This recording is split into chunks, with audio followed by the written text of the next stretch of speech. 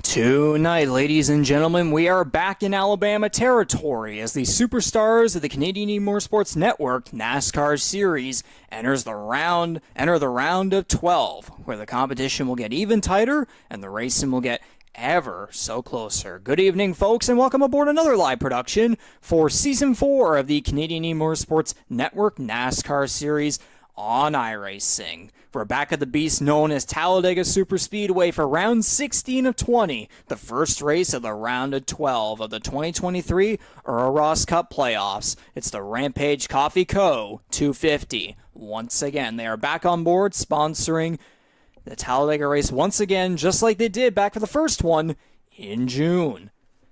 And now, of course, we go to... There's your weekly... whatever you want to call it. I figured it was kind of the most ridiculous representation of that song that didn't involve Kid Rock, so I figured that would be a little bit more palatable. And it's probably the most PG one you found. Yeah, well, that's another tale for another time, yeah. But yes, that's the weekly one right there. But yes, good evening, folks. Welcome to the broadcast booth for the Canadian Motorsports Network NASCAR Series. I'm Regan McCall, your main play-by-play and broadcaster guy here from Charlottetown, Prince Edward Island. On the other side with the Sweet Home Alabama thing going on over there, from the other side of the country in Alberta, it is Jordy Carraher. He's been here since the very beginning, of course. Biggest recent headline, we start off with that every single time here in this pre-race coverage. Jordy, we may have very well witnessed the best race of the season last Tuesday night at Kansas Speedway, where it was as if drivers were practicing for tonight's race at Talladega almost a week early because they were racing in packs for like almost the entire first half. And then the second half was all about strategy, where we saw several drivers fall short on fuel by the end, and the luckiest driver of them all was none other than the number 6 of rookie Justin Belmonte, who earned his second career victory and a spot in the round of 12 after leading 19 laps. With momentum from Kansas in every area imaginable, from the incredible racing to Belmonte's return to victory lane for the first time since April, we now return to a track that drivers and fans alike have such a love and hate relationship with, and we saw proof of that back in June. But Jordy, before we get to that, we must give some more concluding thoughts on what we witnessed in last week's Kansas 200, because holy moly, that was easily the most excited we've ever been in the broadcast booth in a long time, and that race had the most positive reactions out of drivers as well in a long time, post-race, of course, which is ironic knowing that we head to Talladega of all tracks tonight to begin a playoff round, and knowing that every round until the championship finale is two races, Talladega being one of them in one round. That's definitely going to be interesting. But again, Jordy, before we get to that, of course, give us your thoughts on Kansas before we move on to tonight's race. Yeah, so I think we'll just see how long the good vibes last, right? Like, last week was admittedly about as good as it gets. Definitely the best that we've had in the iRacing era so far in terms of, racing, competitive spirit, things not getting too out of hand, really. And I just say a lot of kind of different variables came into play. Of course, it was the elimination race as well for the round of 16. And, things got pretty tight there toward the end. And we'll get to our 12 drivers here in just a moment. But yeah, I don't think it can be said quite enough just how, impressive that display was last week. But now we got to see just how much hungrier our drivers are going to get. And yeah, I've got something for this. So, we know Ty Higginbotham's running the Ricky Bobby car tonight, but I say they're hungry.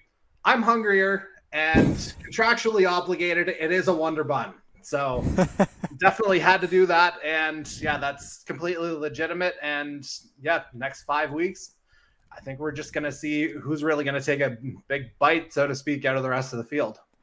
Indeed, and if Ty Higginbottom gets to lead, there's definitely something I'm going to want to say, and I'm going to be praying that he'll eventually lead a lap at some point. I remember Mike Joy doing something similar a couple of years back, about a decade or so back, when Kurt Busch ran a number 51 Ricky Bobby style car. But of course, before we get to that, we got to get to last week's result, of course, at Kansas.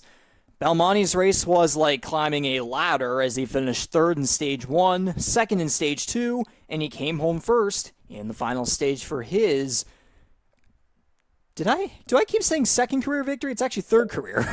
It is third. It's third, not second. Sorry about that. I forgot that he won the first 2 races of the season, so it's actually third career victory. My apologies right there, but yes, I mean, that's even better to say anyways. Veteran Scott Bailey started 4th, led 47 laps, and earned his 5th podium finish in a row and 12th top 10 finish in a row, while also sweeping the first 2 stages. Reigning Rookie of the Year seeding Magrum started 14th, led 5 laps, finished 7th in stage 2, and likely exceeded his initial post-qualifying expectations with a solid 3rd place finish, his 5th top 5 finish of the season within 14 starts.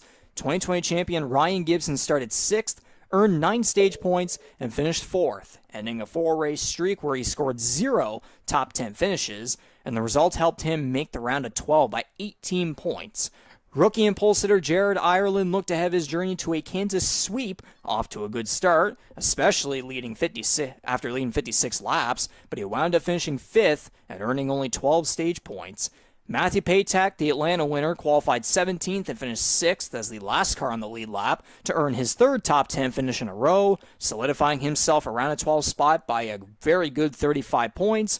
Rookie Dylan Baum qualified inside the top 10 for a 10th race in a row, leading 12 laps, earning 9 stage points, and finishing 7th as the first car not on the lead lap. And Andy Hurdle about had his season on the line last Tuesday night, but a 9th place finish was enough to earn the 12th and final spot in the round of 12 for the Earl Ross Cup playoffs, 6 points above the cut line.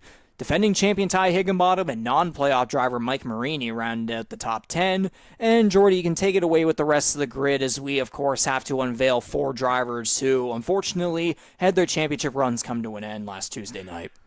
Yeah, for sure. So the last car to finish 1 lap down was the 41 of Jose Mercado. Already was out of contention, first time eliminated from the playoffs before actually getting there. Series leader Corbin McCauley, 2 laps down in 12th. Not maybe ideal for him, but again, if there was any driver who could afford it, it would be the 17, who I can't believe that's the first time we mentioned him already here tonight. Then we get to another driver who, was a casualty last week. The 77 of Hunter Young finishes 2 laps down, and it was one of the 4 who got chopped. Dan Cudmore was previously eliminated as well. Jason Butler, another casualty. He had his moments, though, led a few laps in both stages 2 and 3, but just kind of went, a little bit too quickly to kind of burn out the tires, and that resulted in the 15th place finish. Darcy Ford, not his best night either, but ultimately wound up very comfortably in 19-point gap between himself and the drop zone. Michael Wolford, not so lucky, started 7th, but ultimately wound up in a couple of incidents that kept him in pit lane for an extended amount of time. That wound up seeing him be the first driver eliminated. But the more compelling story last week, or the most compelling, I should say, was the last of our drivers to actually take the green flag, that being the 15 of Kyle Knoll. If you recall, he had that blown engine there late in stage 2. And so he was kind of watching on pins and needles in stage 3 as everything sort of unfolded, but he was able to escape, and he's part of our round of 12. He had 8 points between himself and the drop zone, which also included Jonathan Peden, who did not start either round of 16 race and may not be here from here on in from what I can see. Indeed, so that does it there for last week's results, of course. And now we take a look here at the schedule where we're at. Round 16 of 20 in the entire season, round 3 of 7 in the playoffs, and round 1 of 2 in the round of 12. The round of 16 was at Richmond and Kansas, the 2 tracks at the end of row 3 on that graphic. And the round of 12 begins at the bottom left in row 4 with Talladega and Charlotte. And considering real life, we all know about Talladega Superspeedway, as we saw back in June, of course, for our first attempt there on the iRacing service. But don't forget that we also returned to Charlotte, which is arguably the next-gen car's best track, although the recent race we saw at Kansas might beg to differ. And it was also the longest race of the season at 200 laps, ending at midnight on June 13th. Thankfully, this next one here, the second one, will be shorter. But enough about that. We're not there just yet. We still got to focus on some good old super speedway racing. And here we take a look. I believe it's this one. Yes. This was the final standings after Kansas, where we saw Michael Wolford, Hunter Young, Jason Butler, and Jonathan Peden unfortunately get eliminated from the Earl Ross Cup playoffs for Season 4. So those 4 guys will not be able to contend for a title no longer, but they will still try their hardest to go for a win, especially those that do end up showing up tonight, of course. But what matters now are the 12 drivers that are in the that still remain here in the playoffs, being hang on a second here. Yeah, there we go. So that would be Corbin McCauley right there at plus 54. Quite the gap for him right there. And he could arguably be safe if something goes wrong in Talladega tonight. But some stage points and a decent finish should still be achieved. Although we all know how his luck has been on super speedways this season, especially what happened at Talladega last time we were there, getting wrecked late in that, ended up causing that late restart, of course. And then there's Jared Ireland and Justin Belmonte, the 2 rookies continuing to remain inside the top 3, just like they did the entirety of the round of 16. But their gaps above the cut line are nowhere as far as they were last round, of course. So there's a little bit more stress there, maybe. And speaking of stress, we all felt that for Scott Bailey, who was below the cut line last round after he failed to attend Richmond. But a near-perfect performance at Kansas sent him from -8 to +20, and he's +15 heading into Talladega, where he won in 2020. Matthew Patek is the final driver at 10 or more points above, while this year's second Daytona winner, Higginbottom, and last year's Talladega winner, C.D. Megram, are only mere points above. Ford and Knoll are tied for the final spot, and then Baum, Gibson, and Hurdle are all mere points below. And it should be reminded that Knoll, Baum, and Gibson all missed the first Talladega race this season, so it'll be interesting to see how they fare out tonight. Although it is sounding like, even I'm seeing right here on the leaderboard, Kyle Knoll, unfortunately, will be missing both Talladega races this season, so that's definitely going to put a damper on him in the points, so he'll have to come around at Charlotte and hopefully have a winning car, of course. But Dylan Baum and... see here if Gibson's in the field. I actually don't think I see his name either, so that's actually an interesting analysis right there. But other than that, returning to Talladega, Jordy, I think any expectations or predictions that we have are absolutely fair because anything's possible. Yeah, I mean, as if Talladega wasn't unpredictable enough, right? You got the drivers, well, Baum especially being there for his first go around this season. That'll again provide a little bit of a wrinkle, especially with him currently outside the playoff picture. Just on the point of Kyle Knoll, our understanding is that it's actually a weather situation potentially keeping him out tonight. So first things first, wishing him and his family, the absolute utmost in terms of safety and precaution as they navigate that here this evening. But just going back to kind of what we're seeing here with our round of 12, I mean, again, the fact that we've got a tie on the bubble to kind of begin things right now, I think that's case in point. The moves have to be made right away. Again, there's 2 races in each round, but as we saw last week, every last point counts. So there's no wasted motion, no ability to really waste time here, especially if you're a driver on the outside looking in right now. And that's just going to add to the intrigue of tonight and next week as well in Charlotte. Indeed so. So as you can maybe take a little bit of a closer look at the playoff grid here heading into tonight's race. Don't go away. I'm going to send a message here through race control to these drivers so that they can fire these engines up and we can get underway with the second edition of the 2023 Rampage Coffee Co 250 at Talladega Superspeedway to begin the round of 12, where again the racing is going to get extremely tight. Everything's going to get extremely tight and very close, especially here at Talladega Superspeedway, where literally any of these guys could straight up just win their way into the next round and then have all the stress completely gone. So don't go away. Engines will be fired up shortly. Stay tuned.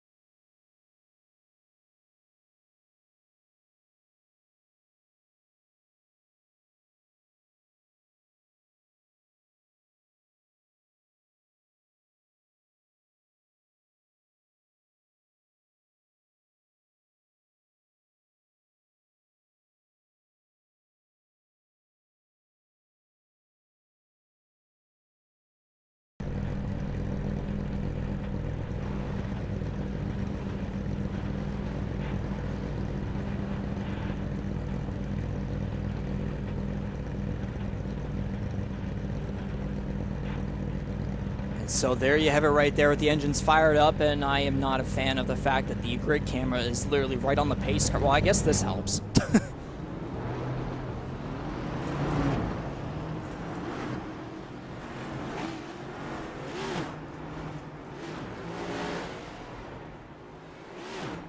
So with that, we will get the starting grid underway right here, of course. Starting off with, on the pole, it's the number 88 of Scott Bailey, and to his outside, the number 17 of Corbin McCauley. We've seen how many times these two have been battling side by side throughout recent weeks, of course.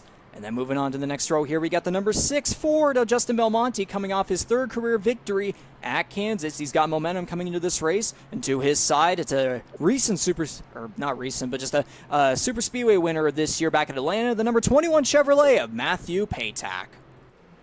All right, rounding out the top 5. Wow, there's a surprise name in the top 5. Ooh. Sorry for the surprise in the voice, but Tom Janikowski rounding out the top 5. It's definitely a super speedway trait. These things can certainly happen. Janikowski, as I say, rounds out the top 5 in the 93 Chevy. He's got Ty Higginbotham in that Wonderbread Toyota number 97 in 6th. On to row 4 now, we've got Jared Ireland starting in 7th in the number 13 Chevy. Geez, I need to read more. On his outside, the number 3 Toyota of Dylan Baum. Rounding at the top 10, we got the number 10 of Jason Butler. To his outside, the number 64 of Darcy Ford. And just outside the top 10, the number 12 Toyota of Mike Marini. To his outside, the number 2 Ford of Daniel Cudmore. I think I heard you say it's a 16-car field, so I guess I'm rounding things out here with row 7. And get quick with it. Hurdle in the number 7, starting in 13th. There, I got it right that time. On his outside will be the number 41 of Jose Mercado starting 14th. Then on to row 8. C.D. Mangrum starts 15th in the number 1 Chevy. And then you got Michael Wolford in 16th. And so that does it right there for the starting grid. We had to get it a little bit over with so that these guys can go racing with just one pace lap. But here we go. The green flag is out. We are underway once again for the second and final time this season at Talladega Superspeedway. The round of 12 is underway. And it'll be interesting, Riggs. I think this is another kind of long-run race here. As you said in race control, you can't win it on lap 1, but you certainly can lose it. Indeed, so only 16 cars here in comparison to, I believe the highest number that we've gotten before is maybe 21 or 22, but unfortunately a couple guys unable to show up tonight, especially in particular a couple playoff drivers here in this round of 12, including Ryan Gibson and Kyle Noel. Both, again, whenever I look at the standings here, both of them are currently below the cut line right now, so not ideal. They're definitely going to have to come back around next Tuesday night at Charlotte Motor Speedway and hopefully have a winning car. I mean, we saw how chaotic and how long the last Charlotte race took. And you also saw our pole sitter and current race leader, Scott Bailey, sweep the 2 stages and finish 2nd last week after not being at Richmond. So it's definitely doable is the point I'm getting at. Oh, yeah, no, for sure. I mean, and they both shown the speed, especially Kyle Noel. On the bigger tracks, he's known to have that raw speed. It's just more so, keeping the car clean, not being too aggressive, and being able to finish the race, and also as well getting good stage points too. But enough of that, of course. Charlotte's next Tuesday night. We got to focus here on Talladega course and, kind of logging laps right now so we can kind of get this over with as the double file racing slowly starting to get into a single file train here on the inside line as we're now on lap 3 of 94 with Scott Bailey leading every lap thus far, and then behind him you got a Daytona winner, the season opener winner back at the GTR 250, and then also as well getting his 3rd victory of the season back at Kansas last Tuesday night, being Justin Belmonte. And would you look at that, it's Ricky Bobby in 3rd place. Well, I mean, do we just get the if you're not first, you're last quote out of the way, or if you ain't first, you're last? Do we just do that now? I'm sure we'll save that. First. I'm sure maybe we'll save that for the end because we saw how Daytona finished. Very, very true. And he benefited greatly. Indeed. So as everyone here logs laps through the tribal now on lap 4 as Bailey continues to lead the way. Only one car up on the high side there. I believe it's Daniel Cudmore. Bit of a quick rundown here of Talladega Superspeedway, the biggest and longest oval in NASCAR at 2.6 miles and 4.2 kilometers long, with corners banked between 32 and 33 degrees. It's just a little bit different between turns 1 and 2, and then 3 and 4, and then, of course, with the trial, a bit of a bank trial there as well. And the start-finish line, reminder, it's not in the middle, but it's at the end just before turn 1, so there's a little extra distance for someone to gain some draft coming to the checkered flag. And, of course, the track is a lot wider versus Daytona and Atlanta, so the possibility for 4-wide racing is always there, particularly in real life, sometimes even 5-wide. A lot more room for close racing, but the consequence is a lot more room for error. And if you think we're insane enough to have Talladega in the playoffs, knowing each playoff round is only 2 races, Talladega being one of them, just know that the NASCAR Cup Series and the NASCAR Truck Series also have Talladega in the playoffs. Thankfully, the Xfinity Series was sane enough to take it out of their schedule. But yeah, it ain't just us. And hell, people call this track cursed because reasons. But Jordy, we saw how Talladega worked out back in our first attempt there on iRacing back in June. But of course, that one wasn't in the playoffs. This one obviously is. So, what the heck could possibly happen? I mean, 16 drivers, 4 lanes. I want to see them drive in like a square formation at some point. But jokes aside, I think the fact that it is the first race in the round of 12 as opposed to an elimination race might be a bit of a saving grace here tonight.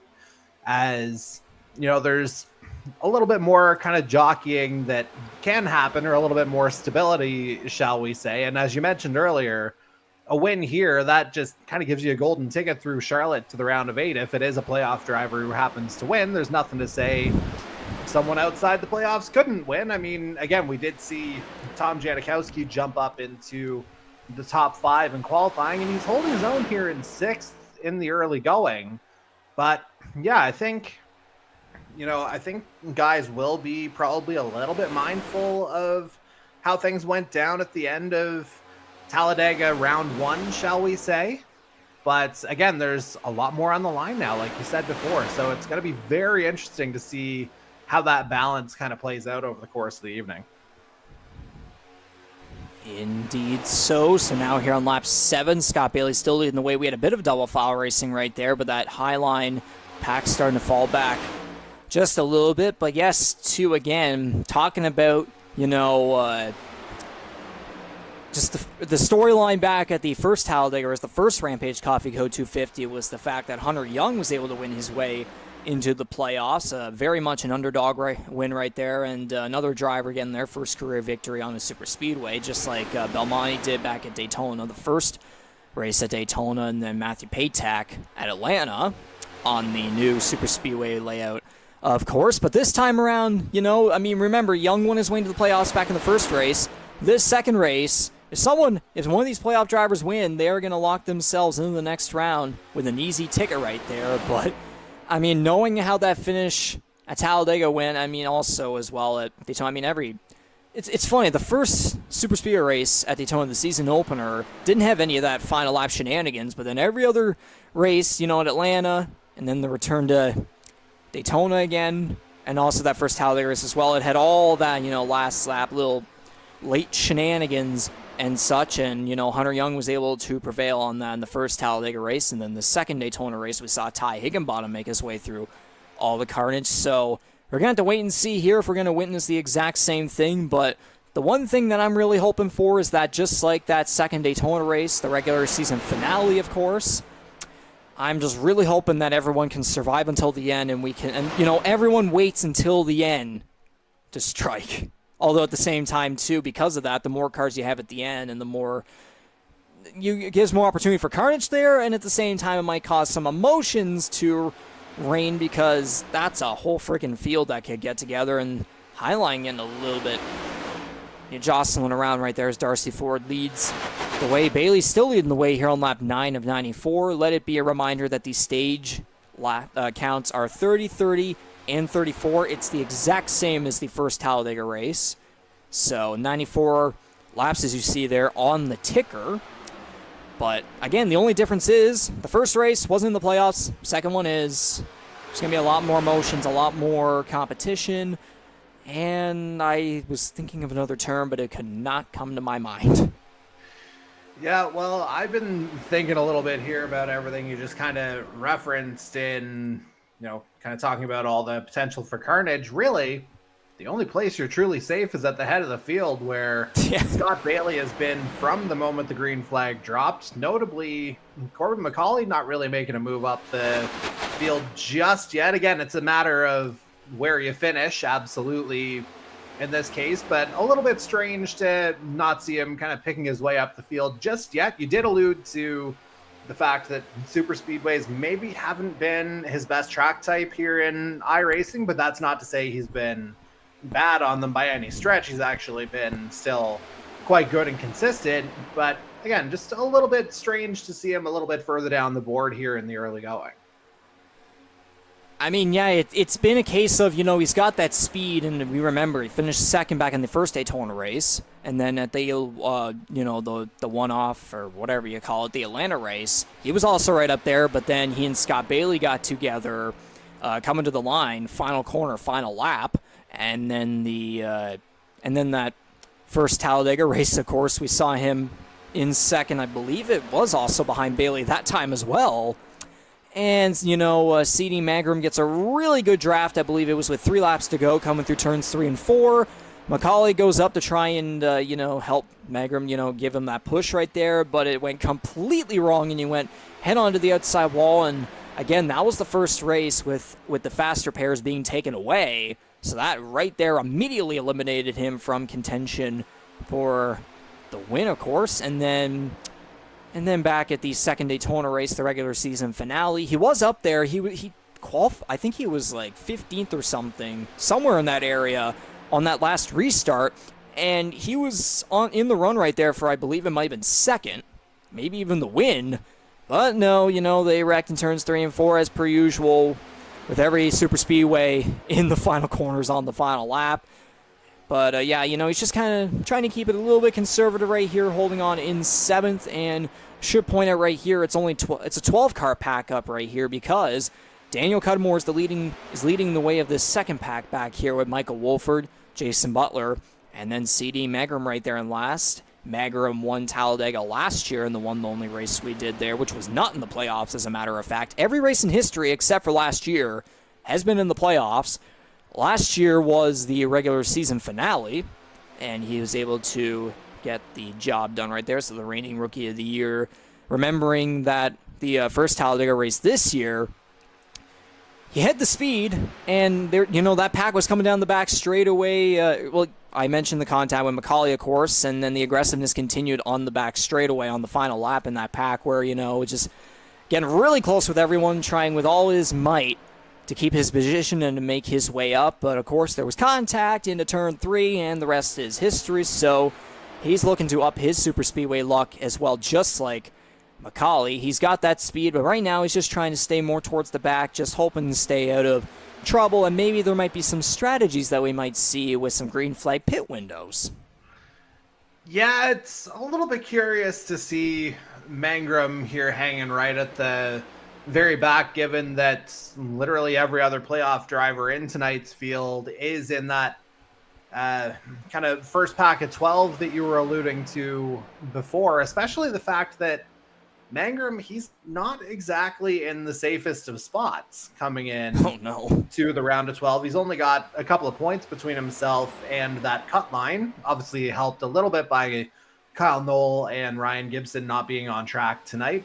Give you, of course, I was about to call him a past Talladega winner, but he's actually not. I had to think about that one for a little bit. But anyway, 2 drivers who are below the bubble right now, that will help the number one's case, but you'd have to hope for the sake of CD Mangrum here that it is more of a long game being played. Indeed, so that number one Chevrolet, sponsored by McBride Transmissions, Marker Construction Incorporated, A1 Grassroots Lawn Maintenance and Landscaping, and Nordic Aluminum Incorporated, driving for GTR, of course, from Atlanta, Georgia. Gotta shout out sponsors and other info for everyone as such, of course. But again, this lead pack still remaining, both packs still remaining relatively the same as we are halfway through the first stage with 15 laps to go. Scott Bailey still leading the way right here, and I just want to see if this tab is working. I'm not the weather expert. Is that humidity realistic? 56% humidity in the deep south? That might actually be a little low at times. Okay, I know we were having some issues with this ticker stuff earlier today, and that was one of those things right there. I believe whenever I was getting this stuff all set up, it said like 1,000% or something. Yeah, that might be a little off. Yeah, a little, yes. Definitely an understatement right there. And here we go. 2 cars out of this second pack are going to head to pit road, that being the number 2 of Daniel Cudmore. The number 2 sponsored by Darcy Allen PR and Cudmore Design and Archie Design, running a Kevin Harvick style car right there. And then there's the 36 of Michael Wolford, who was unfortunately eliminated from the playoffs last Tuesday night. He had that first spot of elimination, and again, we remember too him trying to set another pit road record right there after getting involved in an incident. Of course, I think it was with Cudmore, if I recall correctly. It was. Yeah, it was. So very unfortunate for him, just a few points short. I think it was about 6 points short of Andy Hurdle, claiming the 12th and final spot. But again, we know Wolford's fast on the bigger tracks, so he'll just be looking to, be the best of the rest and be able to claim a victory. And here comes this lead pack following them from right behind right here out of turn 2 with lots of speed. They're going to pass Cudmore and Wolford down. They're on the inside, the lead pack up on the high side. I think McCauley and Janikowski may have just swapped spots right there.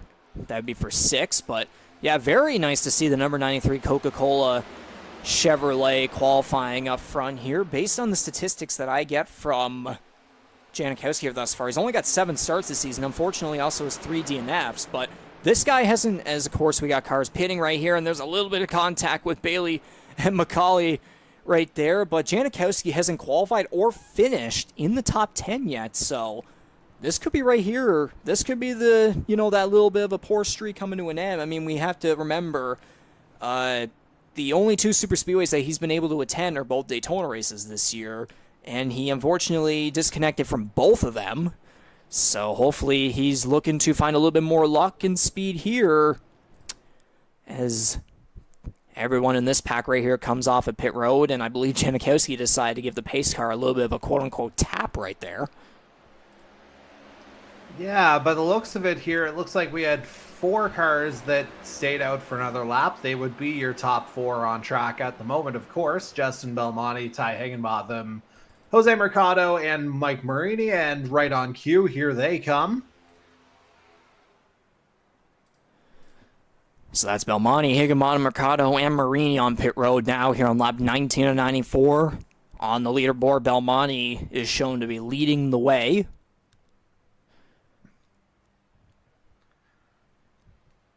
And then, of course, as you see, drivers position 5 through 12 just kind of winding their way around the circuit. We'll see just how long it takes this quartet here to get swallowed up or where they happen to emerge on the track.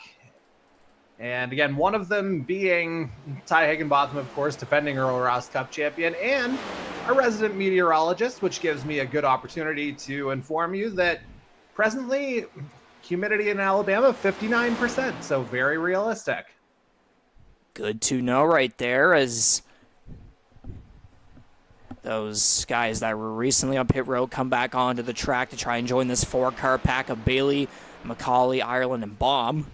So that's 2 veterans up front, and then you got the 2 rookies in behind McCauley.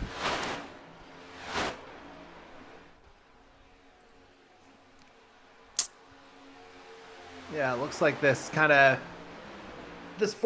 here, they got, decent outlap here, it would have to be said. A little bit over a second separating Baum in 4th and Belmonte in 5th. So yeah, definitely still somewhat within that drafting range. Of course, Talladega rather famous for that capability, but we'll see just how long it takes for, the rest of the field to come together here if it happens before the end of stage one. Indeed. So again, Scott Bailey has led almost every lap here thus far. Of course, besides that little green flag pit window that we saw right there. But man, the 88 is, again, one of those guys I'm keeping an eye on, because this guy, I swear, he hasn't won since 2021. This guy, I mean, obviously he didn't race last year, but this guy has been so overdue for a win. It's nuts. He has gotten 5 podium finishes in a row, and he hasn't finished outside the top 10 except for one out of his 13 starts this season, or I guess it'll be 14 now here. The only race was ironically was the season opener. He finished 16th after qualifying 9th, but in every other Superspeedway race at Atlanta, he qualified 7th and finished 5th. At Talladega, the first race, he qualified 5th and finished 10th. And then at the second Daytona race, he qualified 7th and finished 3rd.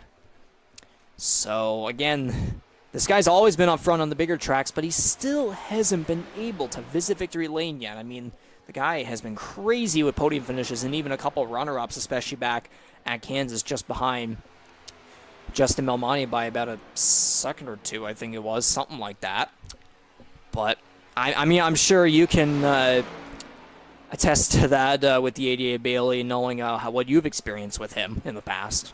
I mean, 10 victories in the first 2 seasons. How much more do I really need to say than that? Like, the consistency has been there since day one. As you say, it's borderline baffling that there hasn't been a visit to victory lane just yet. But if there's a guy who's going to be calm under pressure, it would be the number 88. Like, even with the year away and the shift to iRacing, because if you recall, season 3 was another Heat 5 season, making that move and coming back to this particular field, I mean, it's hard to say that he's done anything other than acquit himself extremely well here. It just hasn't paid off in the form of a victory yet. That's basically the one thing he's been missing. Indeed, so the number 88 Chevrolet driving for NBR Motorsports in his 3rd year. Of course, sponsoring Reaper Speed Laps. And Macaulay's been giving him quite the bumps here, especially down the back straightaway, that at least that I've been able to tell thus far.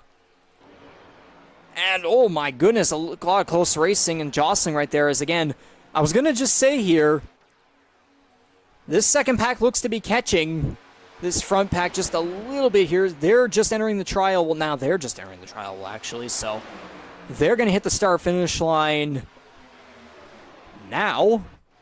And then here comes this pack. So again, with 6 laps to go in the first stage, I don't know if it's going to be enough to be able to catch these guys. But if they are able to, then we could see quite the finish here.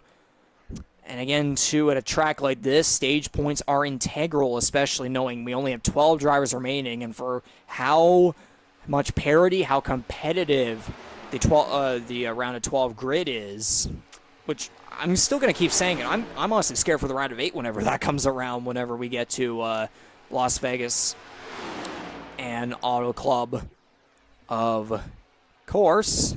But yeah, for sure, because you have to think about it this way. Round of 8, there's 10 stage points paying positions. Yeah. Merely getting points just isn't going to be good enough in the round of 8. That's the other problem too. Like, yeah, whenever we get to the round of 8,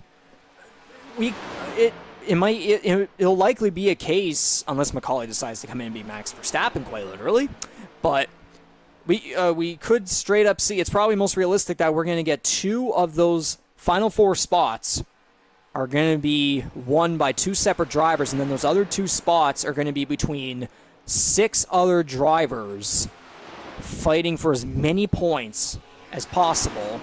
And again, you are going to have your car clean and survived by the end, which that's pretty much the motto for this race. So I guess the best way to put it is, thank goodness this race is not in the round of 8, or even hell, the championship finale, but we'd be too insane to do that. But Anyways, here are 4 laps to go in this first stage of the Rampage Coffee Co. 250, first race of the round of 12.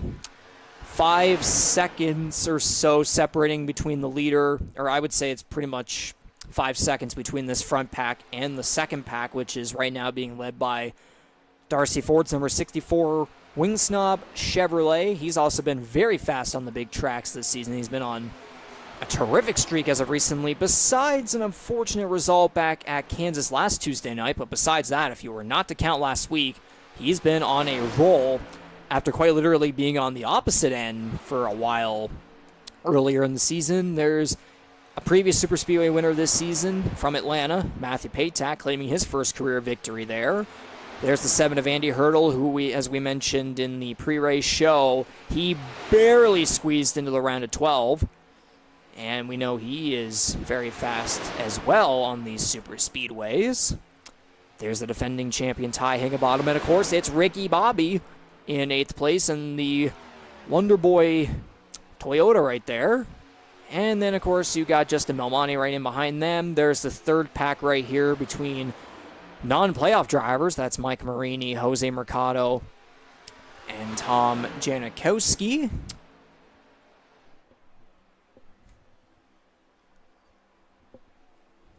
And so definitely a lot of separation, it has to be said. And I mean, case in point, you're running double file in that 4th group, even with Jason Butler kind of dropping off the back, it would appear. And then, of course, you got this 4th and final pack between C.D. Magram, Michael Wolford, and Daniel Cudmore. And then Jason Butler is all alone on the back stretch. Oh, not alone, actually. I take that back. So he was technically in front of all these cars last week as well, just this is a very different context.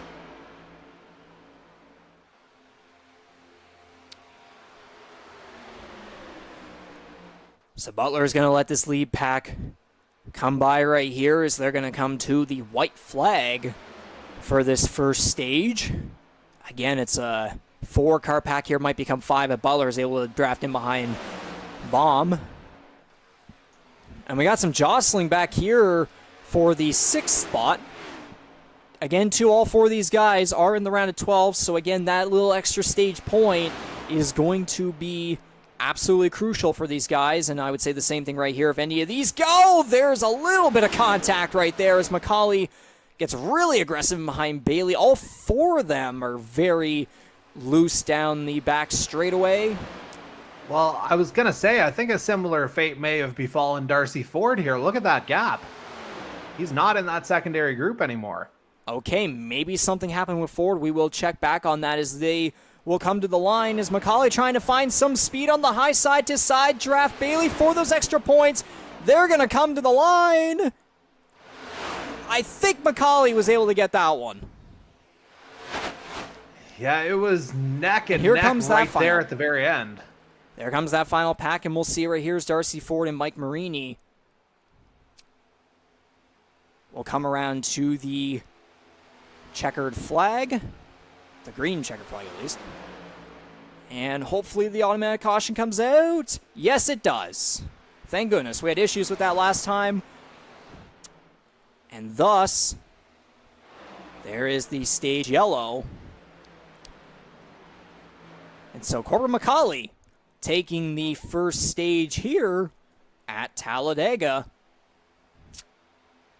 And I will rewind back just to check right here to make sure we have the results here to help you out here, Jordy.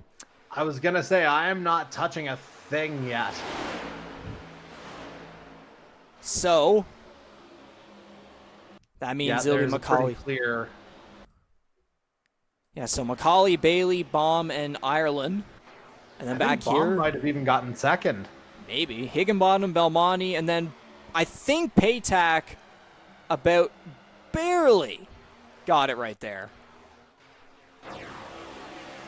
Oh, they were bumping to the line. Patak did get that one. And we're going to check back just one more time to see Bailey and Baum. Oh my goodness, actually, we're going to have to check that one. Them boys got the hammer out. I'm going to try and see if we can get maybe a little bit more slow motion going right here. Just hang on. I'll have to pass by right here. And let me try to find the best angle I possibly can. Okay, this will definitely help. And for second, it is... I think Bailey got that. Yeah, I think he may have just barely gotten it. Baum definitely had the momentum, but I do think Bailey might have gotten it. Again, unless it depends on the time of the caution being thrown. Well, no, it would be at the line. You got to get at the line. Which I would have figured. I'm just thinking back here and then, a little bit. But yeah, I would say Bailey by a nose. And then you got the rest. I assume you have the rest of the order there? I think I've got it here. I'll do my best. Okay, so Higginbottom got 5th, and then 6th went to Belmonte. Okay. So... And then Paytack next, and then it'd be Andy Hurdle. And then to round it out, it was Marini, Janikowski, or Marini, Mercado, and Janikowski. Oh, so Darcy Ford didn't wind up with any stage points there? Or sorry, no, yeah, Ford would be in front of Marini, actually. Yeah. So he was 9th then, is what we're saying. Okay, so yeah, I think I have that in place here now. So yeah, Higginbottom 5th, Belmonte 6th. And then Paytack 7th, Hurdle 8th. 9th would be Ford, and then Marini gets 10th. So there you go. Right, yeah, I think I've got that in place here. And yeah, we'll figure out the ramifications here in a matter of seconds. And I want to go back and see here what may have happened with Darcy Ford, because you did mention that he had quite the gap behind that pack that it seemed as though he was originally in. Oh, okay, something did happen. Yeah, because he's at the front of it, as you can see. Oh, boy, not clear. And he was able to save it. Oh, he did tap the wall with the left rear quarter panel, so something did indeed happen to Ford, but he was still able to gain 2 stage points. So, I mean, that's not bad, but that's definitely no better than where he originally was. It literally is no better than where he was, as I have the numbers in front of me to prove that. So, I guess with a gap in the action here, obviously another 10 points for Corbin McCauley puts him up to 3,067, 62-point gap between himself and the bubble right now, and 37 clear of Jared Ireland in second. Justin Belmonte in third at 3,027. He's 22 points clear, as is Scott Bailey after picking up the second place finish. Matthew Paytack rounds out the top 5 as it stands live right now at 3,017. Ty Higginbotham right there in 6th at 3,016. Dylan Baum, the big mover, after finishing 3rd in that stage, he's jumped up from 10th to 7th overall at 3,010. And once again, we've got a tie right on the bubble. C.D. Mangrum and Darcy Ford both on 3,005 points. And the guys outside, of course, 2 of the drivers not in the field tonight, Kyle Knoll and Ryan Gibson, with Andy Hurdle mixed in there in 11th on 3,003 points, 2 points out as it stands right this second. Appreciate those little mathematics, of course, Jordy. Of course, they are unofficial at this time. Yes. So I would like you to send me them anyways. I'm in the process of doing that. Appreciate it. Again, unofficial, but that is what we, through the replays, that is what it did look like for the final Stage 1 results. But I did replay very quickly to those stage caution pit stops where we saw Dylan Baum and Andy Hurdle, I believe, going for fuel only. And a lot of other cars deciding to go for 2 or 4 tires. I know Macaulay and Bailey definitely did. I did catch that. But Baum and Hurdle not going for tires. They went for just fuel. At least that's what my eyes could tell. But anyways, 1 stage down, 2 to go. The second stage of the second edition of the Rampage Coffee Co 250 is underway.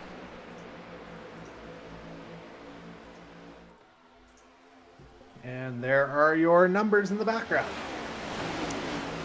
I appreciate it very much. So indeed, yes, as I can see from... Whoa, Darcy Ford really squeezing it into that gap in front of Janikowski. And Bailey and Paytak were getting really close up there, trying to bump each other on the high side. They are almost 3 wide as Hurdle goes into that inside hole right there. Marini, I believe, falling back a little bit right there as Dylan Baum leads the way over Macaulay and Ireland. Higginbottom in 4th. Bailey dropping back here to as far as 8th, I believe it is. But yes, looking at right here at this little graphic or the sheet that you have given me, yes, there is indeed a tie for that final spot between C.D. Mangrum, the reigning Rookie of the Year, and then you got the 2021 champion and Darcy Ford as well. And then -2 would be for Kyle Knoll and Andy Hurdle, and then Ryan Gibson, who is not here tonight, along with Knoll as well, is -5. So Macaulay with that 62-point gap. I would argue if anything happens to him, he probably shouldn't have any worries, but I mean, hey, knowing his luck on the super speedways, knowing this is the final one of the season, he might as well try to go for something. And I'd imagine if I were to interview him again for the 8th, it would be for the 8th time this season, I'm sure he would be breathing a sigh of relief. Don't you two talk enough? Yes. And that is the worst part. No, I'm kidding. Well, it's on the record now. Yep, it is in my digital footprint, tragically. Yep.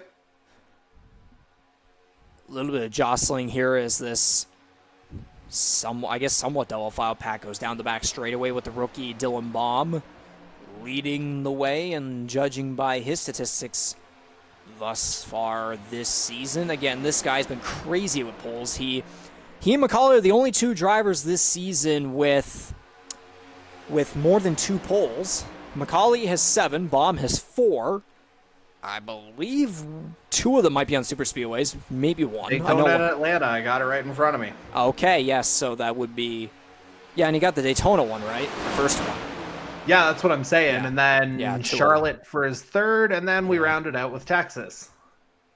Oh, they're getting really close back here as Ireland's up on that high side, getting bumps right there from Bailey. Oh my goodness, almost rail on that right rear quarter panel about. Oh, and Bailey's actually going to dip down below him and leave him out to dry as Paytak's going to follow in behind Bailey. They're going to be 3 wide here. Ireland, you better stay up in that high line right there, buddy. Now you're good on the high side. Yeah, it just kind of filters in back.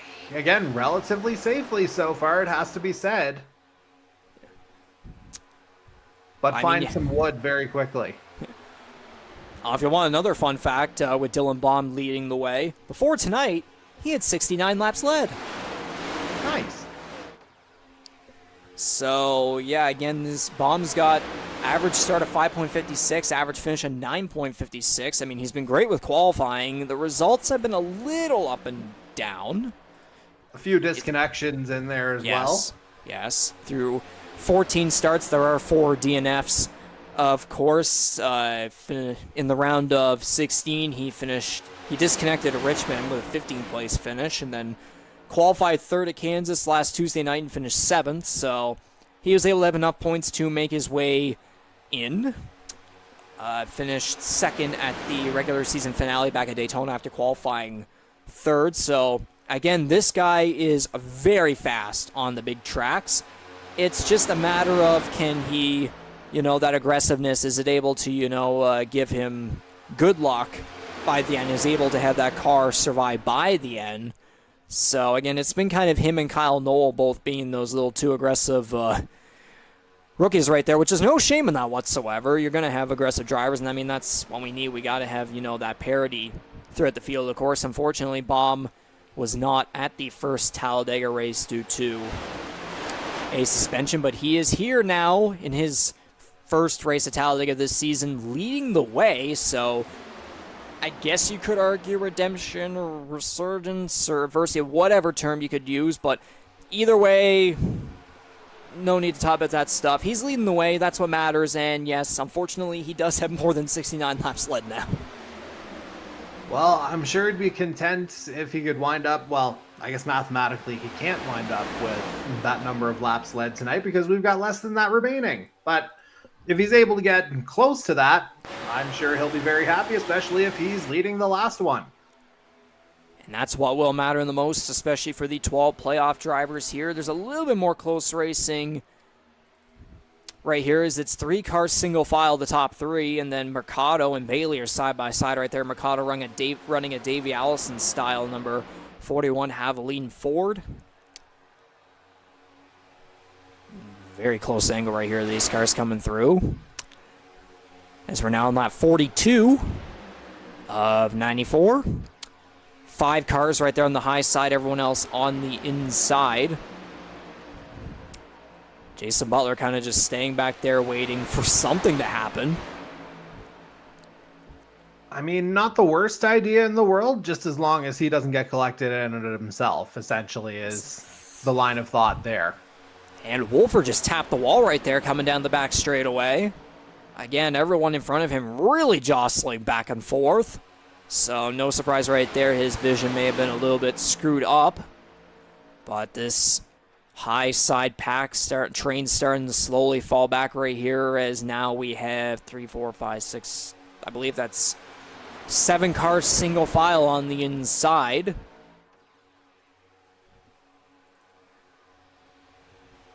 Yeah, everybody pretty well all together still. What's that lowest gap? Less than 2 seconds? Yeah, 1.5 effectively. Yeah, 1.5, yeah. So, I mean, everyone right here staying together in this one. The first stage, there was a 4-car. We saw that 4-car pack that decided to stay back in case anything happened, but quite literally nothing did. Which, thankfully, we're great. Obviously grateful for that. I know the back at the first Talladega race in June to end the first stage, we had like a 2 or 3 car incident. I think it was Mercado and Daniel Cudmore, if I recall correctly. I know there was a stage 1 incident, then there was a stage 2 one, I believe, at the end of that one as well. So, and then, third stage, it's all about, guys start to separate. It gets into separate packs after that final green flag pit window, and then someone just catches up with 3 to go, and then someone goes in the wall, being the guy on the other side of my wall. And then, we get a 2-lap shootout to solve everything, and what do you know, everyone wrecks, and Hunter Young somehow comes through and wins. So, I mean, keeping it clean is just as important as anything else. Like, I mean, how many times do you get told the tortoise and the hare story whenever you're growing up? Sometimes not slow necessarily, but steady can win races, especially if you're not caught up in any of the other shenanigans that might be happening around you. Indeed, so everyone remaining clean here thus far, as now it is these back 4 cars right here that are staying behind this little pack that's going on right here. I don't know if you'd call it little, knowing that we only have 16 cars running here tonight. McCauley is giving a good bump draft right there to Dylan Baum. Lap 45 of 94. Well, I mean, we saw how effectively he applied that on Scott Bailey before ultimately making his move coming out of turn 4 and onto that final straight right before the line to end stage 1. So not a surprise that he'd try to deploy the same tactic again. Obviously, much earlier this time around, but still, again, proven effective. Why not go back to the well? Indeed, so we will be approaching halfway through this race right here in another 2 laps. So Baum still leading the way. He's got 14 laps led thus far. Scott Bailey still has the most at 27, leading the high line pack. And Wolfer gave Ireland quite the bump right there coming down the back straightaway. I know Paytak's been very aggressive in behind Bailey, as Bailey's kind of wiggling a little bit right there. Even more on the inside line there as well along the apron. But we were seeing that high line was falling back, but now it's ever so slightly crawled its way back up now to what might be almost fourth right here. It's currently still for fifth, but Bailey really trying to get that speed right there from behind to get side by side with the 41 of Jose Mercado, of course. McCauley really giving a good bump draft right here to Baum. Again. Yeah, and that's a very interesting high line we're seeing there. Again, Bailey, Paytak, and Ireland at the head of that line. Michael Wolford, again, a known commodity to both Scott Bailey and Matthew Paytak on the track as well. So if there's any movement there, potentially look for that trio to do something. And is that Hurdle at the back of that line, that darker car? I couldn't quite see the number because, again, on this side, I am kind of watching through a potato. Yeah, that would be Cudmore Marini back there and then Butler behind them. Okay, so yeah, it is Marini at the back of that pack. And I mean, again, Marini, he was technically a super speedway winner in that test run, so yes. He's not exactly a guy who will be left behind in these big track situations either. And he's got the speed, just needs a little bit more luck and needs to get it done in a points race. So all of that, yes. Yeah, all of that, exactly. But now we are officially halfway through race one of the round of 12 here, the Rampage Coffee Co. 250 at Talladega Superspeedway, the second race at Talladega this year, second one in iRacing. Still 16 cars together in this pack right here. Starting to see a little bit of separation going on now, as I do wonder if the green flag pit window might be coming up very, very soon, as we are... Oh my goodness, Baum getting loose right there as McCauley continues to give him the run of his life right here. Indeed, so but 3/10 now separating in between McCauley and Higginbottom. But the thing is, though, now that he's off a Baum's bumper, that's going to give a really good run here for the cars from behind. Okay, here we go. The green flag pit window is underway. I was wondering when it would happen, and now it is. That's 4 cars down pit road. Now 5, actually. That would be Higginbottom, Mercado, Magrum, Belmonte, and Marini. And this does track, if you look back to how stage 1 went. Pit stops were around kind of that lap 18, 19 range in a 30-lap stage. You figure maybe the cars last another lap or two with the 4 caution laps between stages, but seems like we're following a pretty consistent formula here. And we're seeing some short stops outside of Ty Higginbotham, who's just a sliver under 10 seconds, may have lost a couple of spots as a result.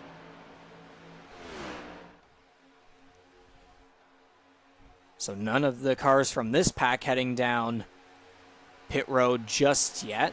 I was seeing a lot of movement back and forth there at the top of the leaderboard right here. I was wondering if something was going on. Indeed, these guys have gotten double foul right here. Meanwhile, Belmonte leading the way of this pack that was on pit road. And then there's Mercado and Magrum, Higginbottom, and Marini kind of a bit back right there. And no man's land is the absolute last place you want to be on a super speedway, and that's where Higgy and Marini presently find themselves with nobody to draft with. Indeed, we were seeing that as well with Jason Butler back at the towards the end of the first stage. Thankfully, he was able to let cars go by there. I think it was with 2 or 3 laps to go there, but still this front pack, this lead pack, no one interested in going down pit road just yet, as we are now at, or we'll begin. We were at 10 laps to go. It's now going to be 9 laps to go in the second stage. Reminder that the third stage... As I say, like, we had those couple caution laps. We didn't go back to green flag racing until 35. So maybe a little bit of a stretch happening here.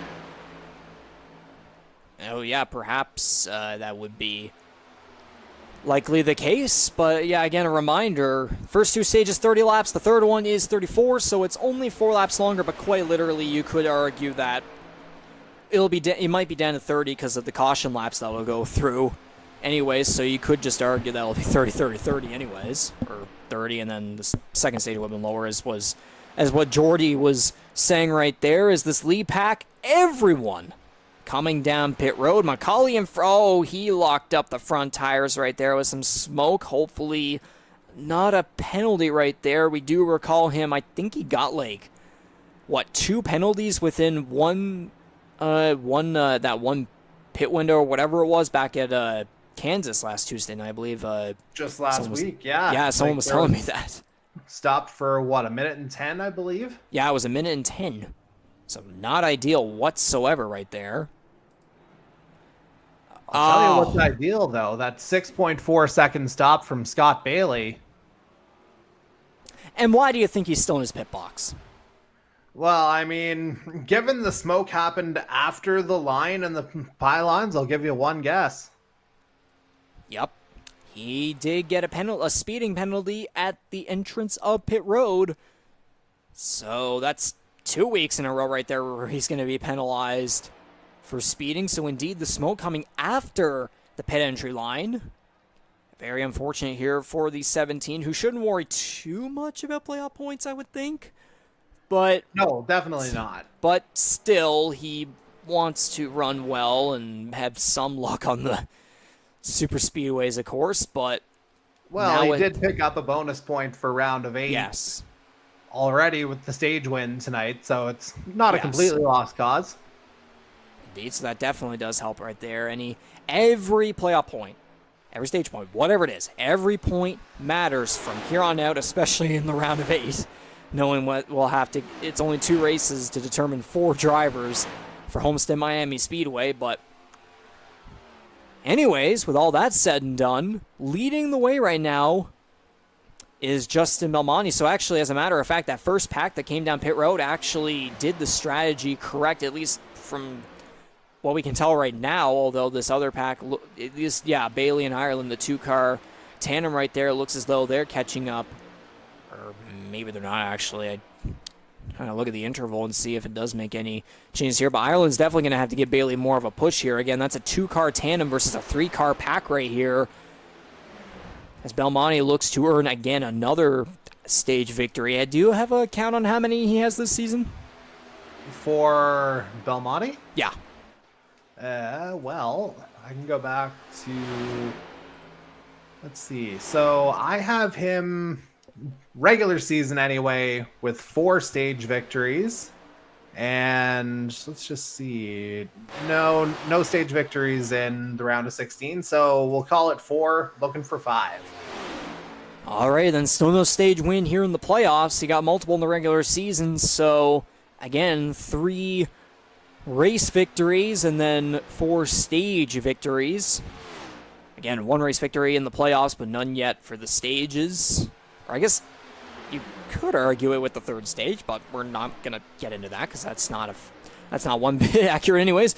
So, yeah, Belmonte looking to gain some extra stage points there. Right now he has 3 points below Ireland, currently in 3rd place. Here in the 5 stage points for 5th back in the 1st stage. Ireland, on the other hand, claimed 4th. So 2 positions short right there. But again, though, that's knowing that Belmonte's 1st and Ireland's now back in 5th. It's you add on another number right there, and that gap is ever so slightly bigger versus what we saw there in the 1st stage between the 2 drivers.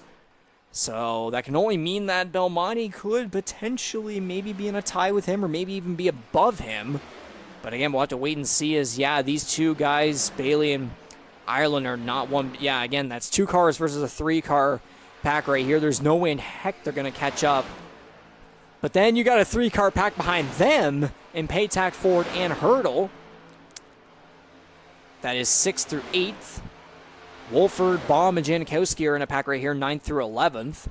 And then Higginbottom, Marini, and Cudmore, 12th through 14th. Butler on his own in the tri-oval. Macaulay coming through turn 3.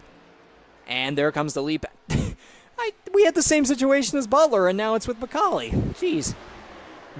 Yeah, again, maybe not necessarily the guy you'd expect that with, but again, that speeding penalty, it feels like it cost McCauley effectively a lap here, as you see, yeah, absolutely one lap down here now. So that's pretty much the penalty he paid for it. Indeed, so it looks as though we're actually going to be on a run here to the first two stages going caution-free in terms of not counting the stage yellows. Although we did have that incident with Darcy Ford, but that did not result in a caution. Kind of surprisingly, but guessing just because, it's only one car and Ford was able to kind of keep it straight or at least get it going, but it was a light tap, yeah. Yeah, it was a light tap. I mean, that's better than going head-on into that inside wall. I mean, we know the next gen is a sturdy car, but you never know, especially at a big track like Talladega. As we are coming here to 2 laps to go in the second stage of the Rampage Coffee Co 250, first race of the round of 12. Belmonte still leading the way, knowing that he's got guys like Jose Mercado and CD Magrum behind him. That's a lot of aggressiveness between those 3 cars right there from what we've seen this season. And I think there's going to be some urgency from Mangrum here as well, because if you recall, out of the playoff drivers who are here tonight, he's the only one who didn't pick up a stage point in stage 1. He's on course for 8 of them right now. He'd love to get a couple more, plus potentially a bonus point to help his cause should he move on to the round of 8. I do really wonder that if that's going to be the case here, if Mercado might pull out and help him out, maybe, or Magrum will have to actually, quote unquote, earn his way up to second. But anyways, this 3-car lead pack is going to come to the white flag for this second stage. Belmonte's still leading the way. Bailey and Ireland now. This other pack catching up as Paytack and Ford are going to try to work together to gain some extra stage points right here past these 2 cars. And Andy Hurdle might try to catch up as well and see if anything's going to happen. But again, this 3-car lead pack still maintaining the positions. I wonder if Mangrum's actually dropping back to see if he might get a good run here against Mercado and hopefully try to side draft him. It might be close, but it's going to get really aggressive back here in this 5-car pack right here as Ford is really pushing against Paytack. And here comes Mangrum. Mercado getting behind. Actually, Magrum's going to get past Belmonte. How about that? Magrum's actually going to gain 2 spots, and he's going to take the second stage. Here they come, this 5-car pack to the line for 4th. Bailey's going to get it. Paytack 5th, Ireland 6th, Ford 7th, and Hurdle 8th. And then Wolford's going to take 9th, I believe. Dylan Baum rounding at the top 10. So I believe that'll be your top 10 for stage 2. So as a matter of fact, that little taking the foot off the accelerator right there from Mangrum into turns 3 and 4 was absolutely perfect. Because he made his way, he made his way around Belmonte. We did kind of catch it a little late right there, so I do wonder if Mercado might have had something to do with it, but we're going to take a look here eventually. So, indeed, you were mentioning Mangrum went from getting 0 stage points, going from 0 stage points, the only playoff driver besides the guys that are not here, to not get one in stage 1, but now in stage 2, he comes around, does the complete opposite, and gets all the points. So, again, plus the bonus point should he move on. So that'll be 11 points right there. Absolutely perfect scenario for him. So we'll see right here. He gets a huge run behind Mercado. And all he did was just straight up passed him, and then Mercado went in behind him to get past Belmonte to earn 2nd place. So absolutely perfect situation right there.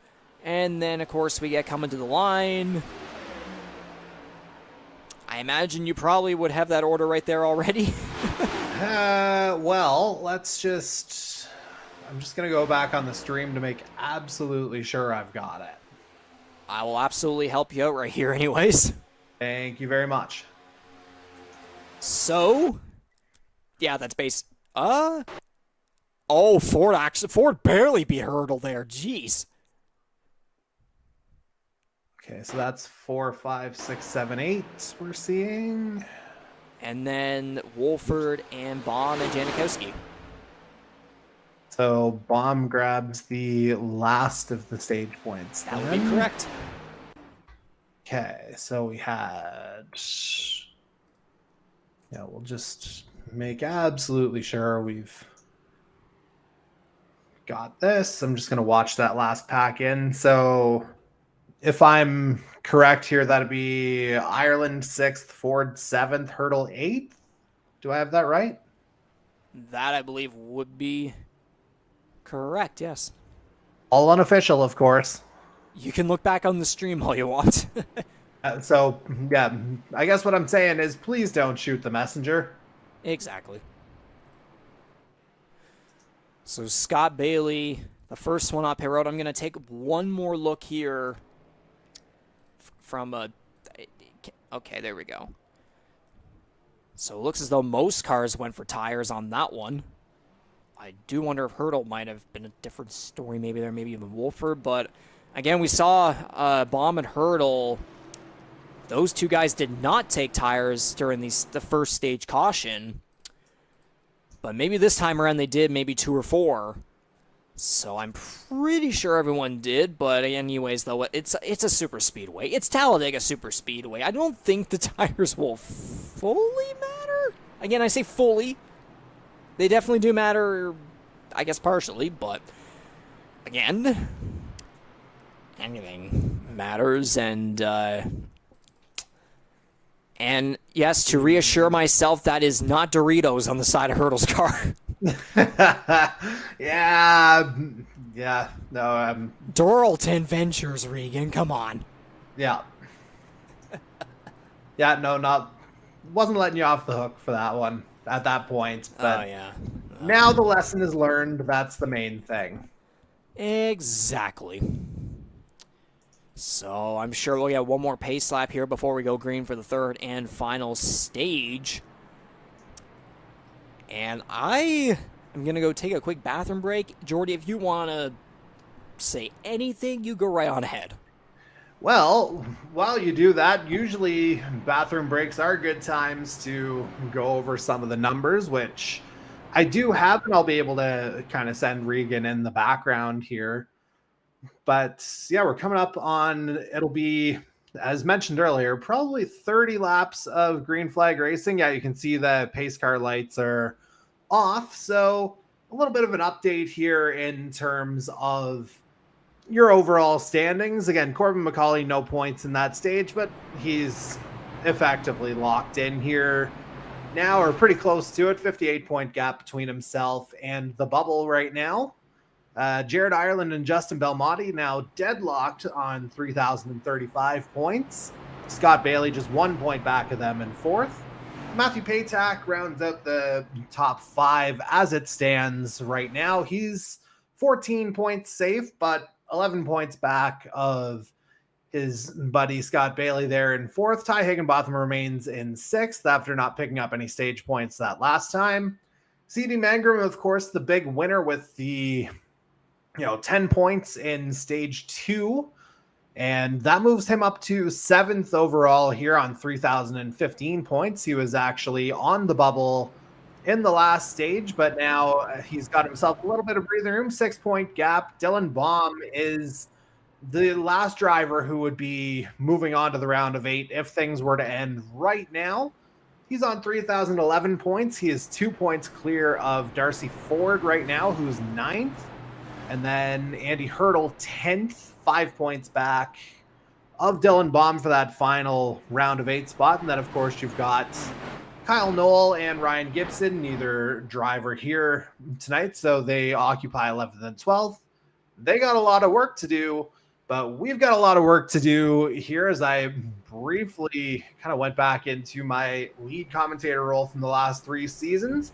I gave you the spotlight there. From a different perspective. Now our kind of lead commentator, or official lead now, is back, and he's going to send us green. You know what? For the third and final stage, let's just get it over with. I'll do the exclamation after. TrackCams22.com, thank you very much for providing us these custom oval cameras for our first season on iRacing. It's the TrackCams22.com. Crank it up to begin this third and final stage.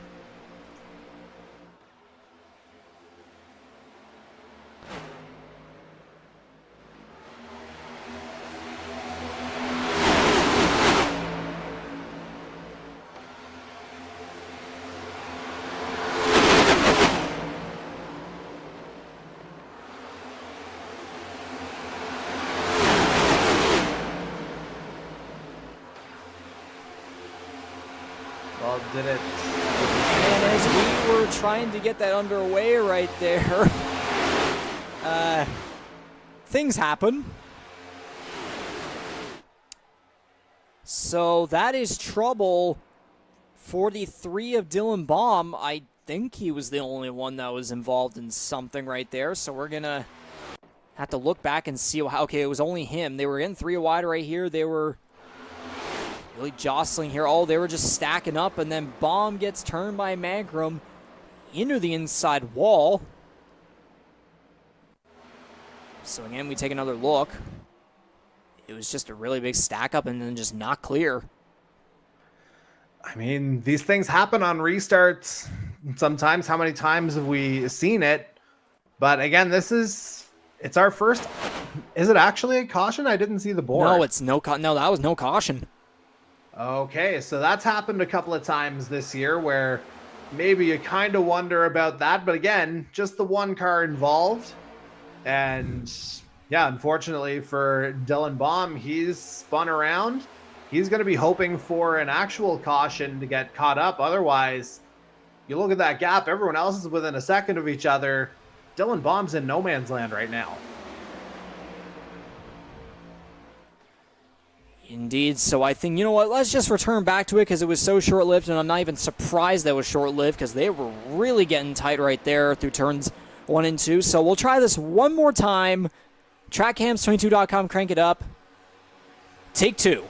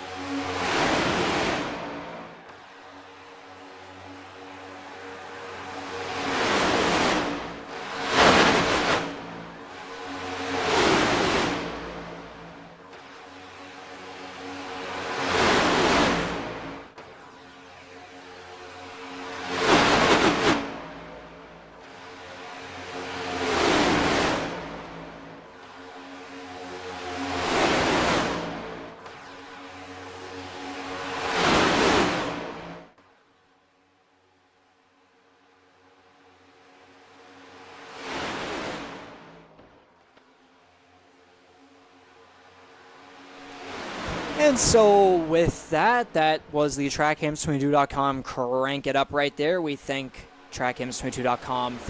We thank them very much for these custom cameras that really help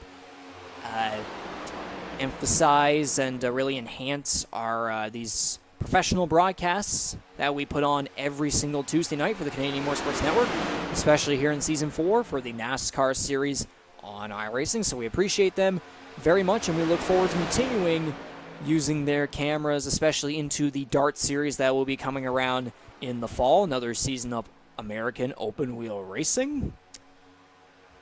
Yep, that's what we call it. Yep, that definitely, legally speaking. Yes.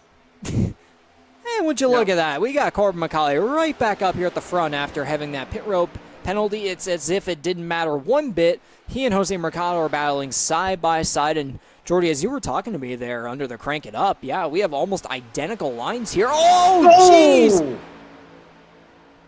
There was definitely some paint traded there, and I'm not talking about the iRacing livery service.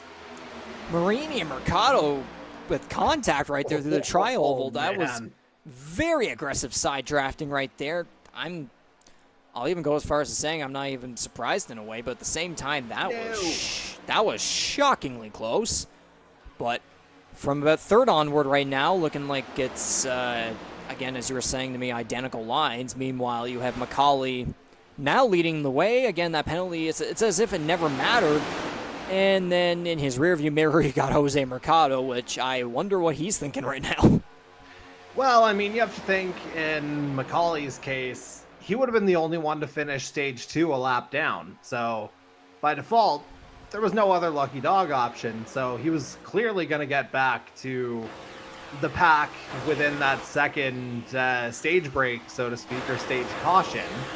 And perhaps maybe there's a slightly different strategy in play that's helped him move up the fields. Obviously, of course, you can draft your way up these fields here as well, especially at Talladega. But now, Reeves, I think we're probably going to get close. If the first 2 stages provided any precedent, I would suggest the green flag window could be, for that final pit stop, right around that maybe 80 to 82 range. Maybe stretch it to 84. Again, we do remember it back at the first Talladega race where we saw it was Bailey and McCauley kind of far out, but then there were cars that began to catch up with the draft and some good bump back and forth. I believe it was like a 4-car pack or something that Magrum was leading the way of, and then he caught right up to the back end of McCauley, who then turned out to the outside to get that bump from Magrum. And as I said earlier, that went completely wrong, as they're going to be 3 wide as McCauley is left out to dry. He tried going up to the high side, but he was not clear. He's going to be sent down through the middle, and Marini, I think, almost tried to clear himself right there in front of Mercado. That didn't work. Mercado is now going to clear the way. He is going to lead the Rampage Coffee Co 250 here on lap 77 through turns 3 and 4. As you say, McCauley getting hung out, that dropped him all the way down to 12th, 13th. Yeah, he's really dropping like a feather right here. So he did lead a couple laps right there, but then, you know, he tried to make a move there, but it didn't work out. A little bit of poor judging right there, but he's still up here. That's what matters.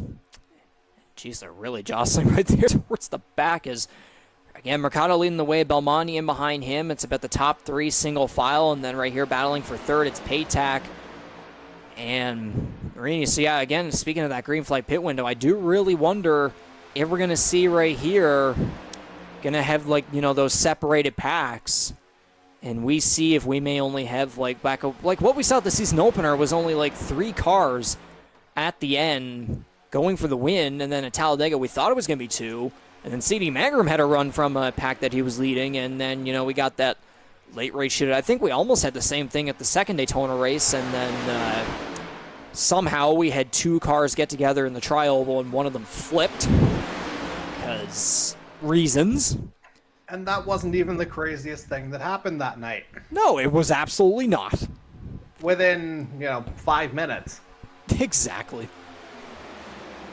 It was basically... Now, this is an interesting dynamic. Sorry to kind of interject here. All good. Mercado at the head of the fields should be noted or remembered. He was season 2's winner at Talladega, so he knows his way around this place.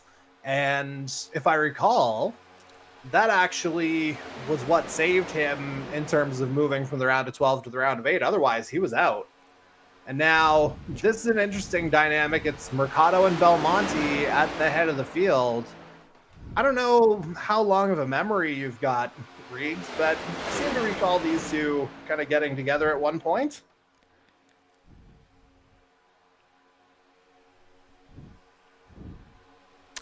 There is one thing I can think of. Yeah, that thing. Yeah, that thing, quote unquote. Which has admittedly kind of come back to bite Justin Belmonte a little bit, because obviously, we'll kind of here we go. The elephant in the room here. Lap 80, what did I say? Oh my goodness, 3 wide. Entering pit road almost. That's a really big pack right here coming down pit road, and then there's that other pack right there. That is not who I want to focus on. There we go. You got 10 in. Okay, can we get a good angle here? Come on. This is not working. Sure. No. Come on. Oh, no. Bailey into the inside wall. Ooh. That could be catastrophic. He is going to be way behind everyone right here.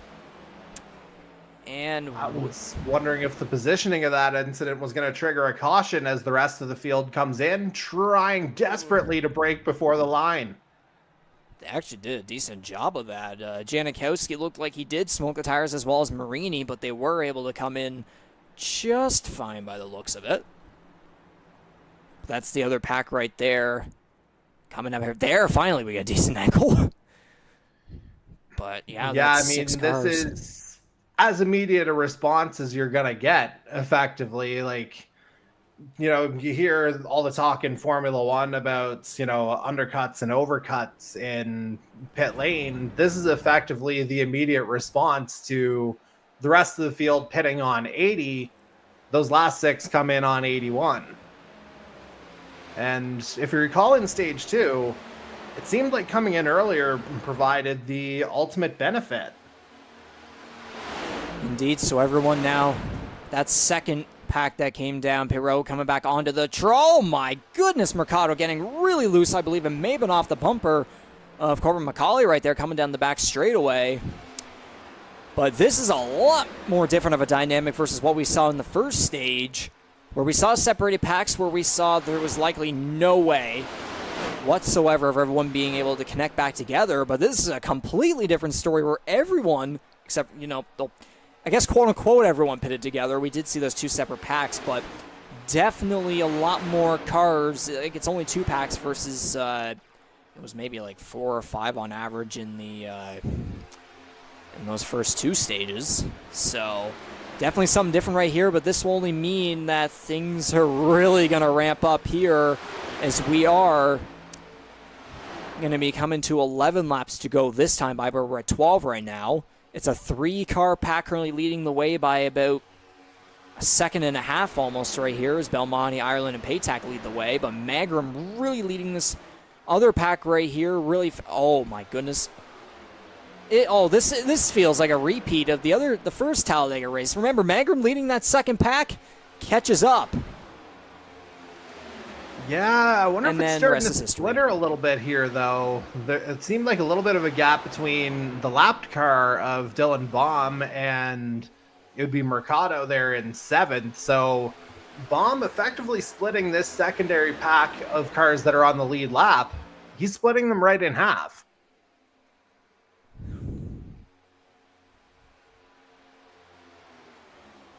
Indeed, so Marini and Ford are together right there. They're trying to catch up to this second big pack right here. Janikowski and Cudmore all the way back here just waiting for something to happen. Butler getting past Bailey right there. As we can see, Bailey's left front there damaged from that hit to the inside wall exiting pit lane. Meanwhile, Oh, yeah, you got Higginbottom and McCauley in behind a lap car and then a non-playoff driver, so this is definitely not ideal for them. I wonder if I was hearing that on the other side of my wall right there, but we're not going to dive into that at all right now, as we are at now 10 laps to go in the Rampage Coffee Co 250, the second edition of it this season. First race of the round of 12. Again, this is the final super speedway race of the season, so we are really hoping we can get a solid finish to this one, and we're going to find out if any of these 12, or actually it'd be 10 playoff drivers, the 10 out of the 12, are going to lock their way into the round of 8 and have, you know, the biggest sigh of reliefs ever as they're, oh my goodness, this the second half, that back part of the second pack right there, really not helping at all to try and get these guys up to Belmonte, Ireland, and Paytack, as it's a lot of stacking up from Baum, Mercado, and back. Oh my goodness, and even more as Hurdle, I think, may have had an issue right there, and Dylan Baum's going to go up to the high side. He's actually, I think, maybe dropping out, maybe. Well, that would be exactly what Mercado, Higginbotham, and McCauley have been praying for a couple laps. Let's see here. Oh, yeah, definitely a checkup right there. I think Wolford had something going on right there, but Baum drops back. That's actually going to help Higginbotham and McCauley right there, as now Mercado's going to be right in the middle of all that bumping Hurdle from behind here. As that second pack has just been...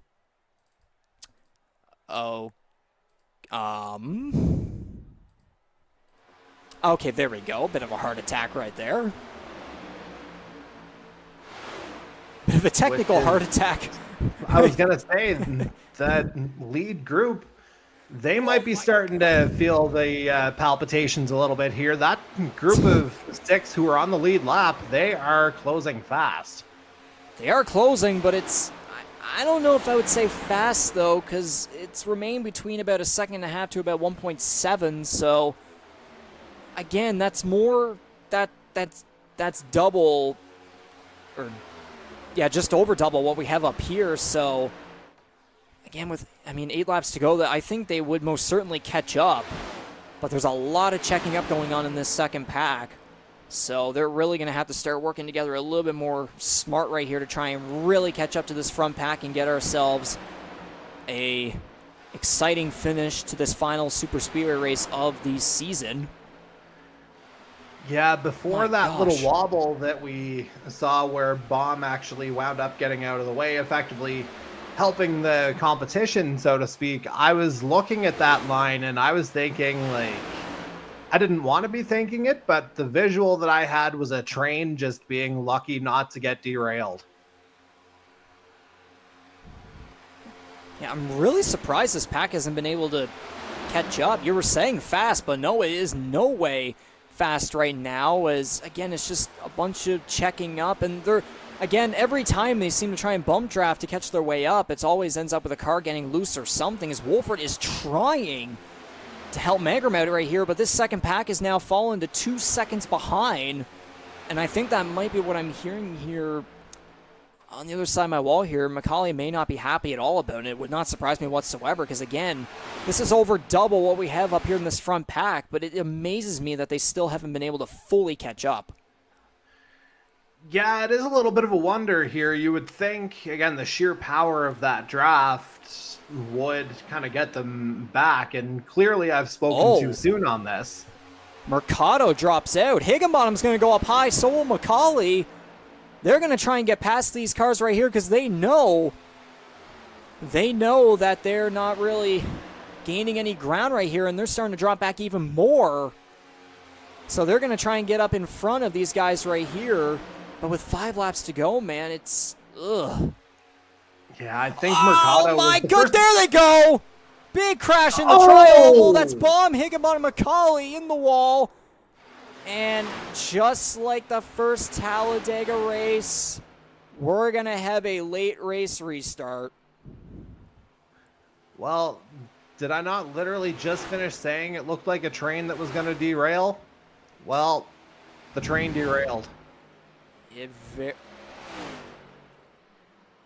very much derailed there, and I can tell through the headphones someone's not happy, and honestly, I'm not surprised one bit, and he He has every right. I thought you may have been censoring the other side of your wall there when you went quiet for a sec. I am gobsmacked. I am boggled by the fact that that second pack was never able to catch up. And unfortunately, it had to end with 3 cars in the wall, and I would imagine they're done. So, I mean, when you see parts flying all over the place like that, I mean, not really much more to say.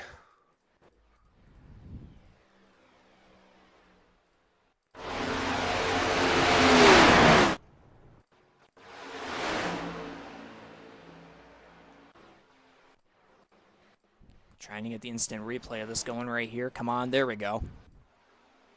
So we'll actually start from back here. You see McCauley and Higginbottom going up right there to try and get past these other cars because they know Magrum, Wolford, and Hurdle just not able to gain any ground on the leaders. And Mercado trying to follow in behind there as well. And McCauley trying to push Higginbottom through the tri-oval. One little bump there, down to the bomb, and then there they go. Wow. Yeah, that was heavy. Like, that's, I would say, the heaviest incident that we've seen where all 4 wheels have remained on the track.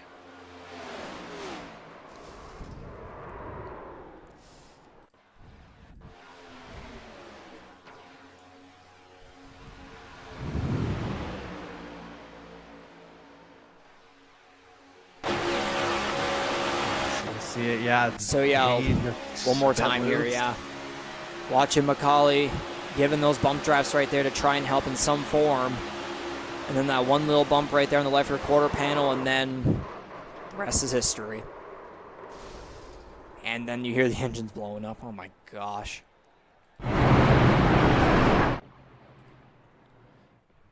But one thing this does do, and I don't know if we've necessarily seen, well, actually, it's not really reflected on the board. I was thinking that that incident may have actually brought Dylan Baum back onto the lead lap, but I guess, yeah, he was caught up in that too. So no, he was caught up in that. There's no chance. Yeah, he was very him. much caught up in it. I kind of forgot he was the third man, so to speak. Yeah, and too, like, had it not been him involved right there, he would have very well been on, I would imagine he would have been on the lead lap right there. He would have been the lucky dog, and he would have had a shot at the only other car a lap down. Yeah, he would have had a shot at winning. But unfortunately, he gets caught up.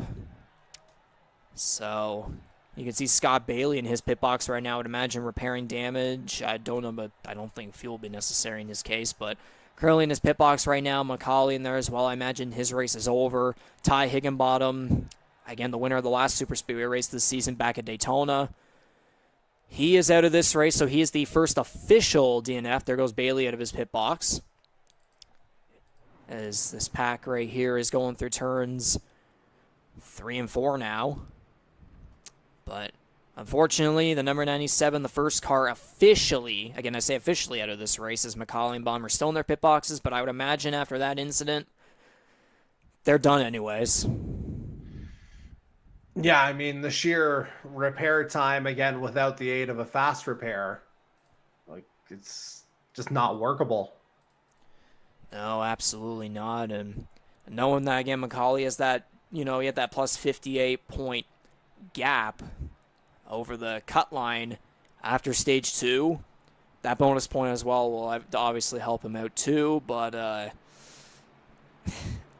would imagine he should be safe, but at the same time, whenever Charlotte comes around next Tuesday night, again, too, it's back on an intermediate where he ended up, I believe, dominating most of the 200-lap race back in, that was June 13th, the World 300. He ended up dominating that one and coming home with the victory despite how many freaking restarts that we had in that one and how long the damn race took. It was all practically midnight by the time it came to. And then right there, so he's going. So next Tuesday night, we're right back to a track where he could easily just be able to, win his way in or finish second or third. Just, get a good finish as long as he doesn't mess up with any pit road penalties or get involved in any incidents like, again, we saw back in that first Charlotte race with a guy going on a SpaceX mission. We did see that.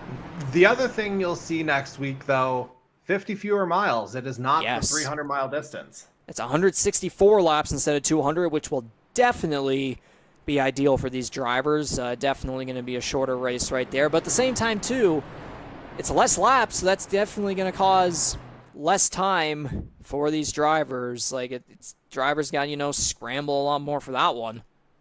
Less time. You got to really be there when it counts the most. And whenever I look at the schedule here for these stage lap counts, where can I get a good view of this right here? Most notably, one fewer stage than Yes. Charlotte V1 as well. Yeah, that's the other thing, too. Like, the first race was 200 laps. It was 50, 50, 50, 50. Yes, 4 stages of 50 laps. But this time around, it's going to be 167 laps with stage lengths at 45, 73, and 82. So, again, those last 2 stages right there are going to have long lengths. But it's still going to be a heck of a lot. For the drivers, it's going to be a heck of a lot better than 50, 50, 50, 50. 4 50s. So... I'm going to need a drink of water here because we're going to be going green with 2 laps to go. Yeah, you better get it quick. There goes the pace car. There goes the pace car. We're going to try and solve this for 2 more laps as long as they get back to the white flag safely. That's what matters the most here. But here they come through the restart zone. The green flag is out. A 2-lap shootout to solve this finish here of the Rampage Coffee Co. 250 at Talladega Superspeedway. To begin the round of 12, we're going to see right here if any of the 10 of the 12 drivers here in the round of 12 will secure their spot in the round of 8.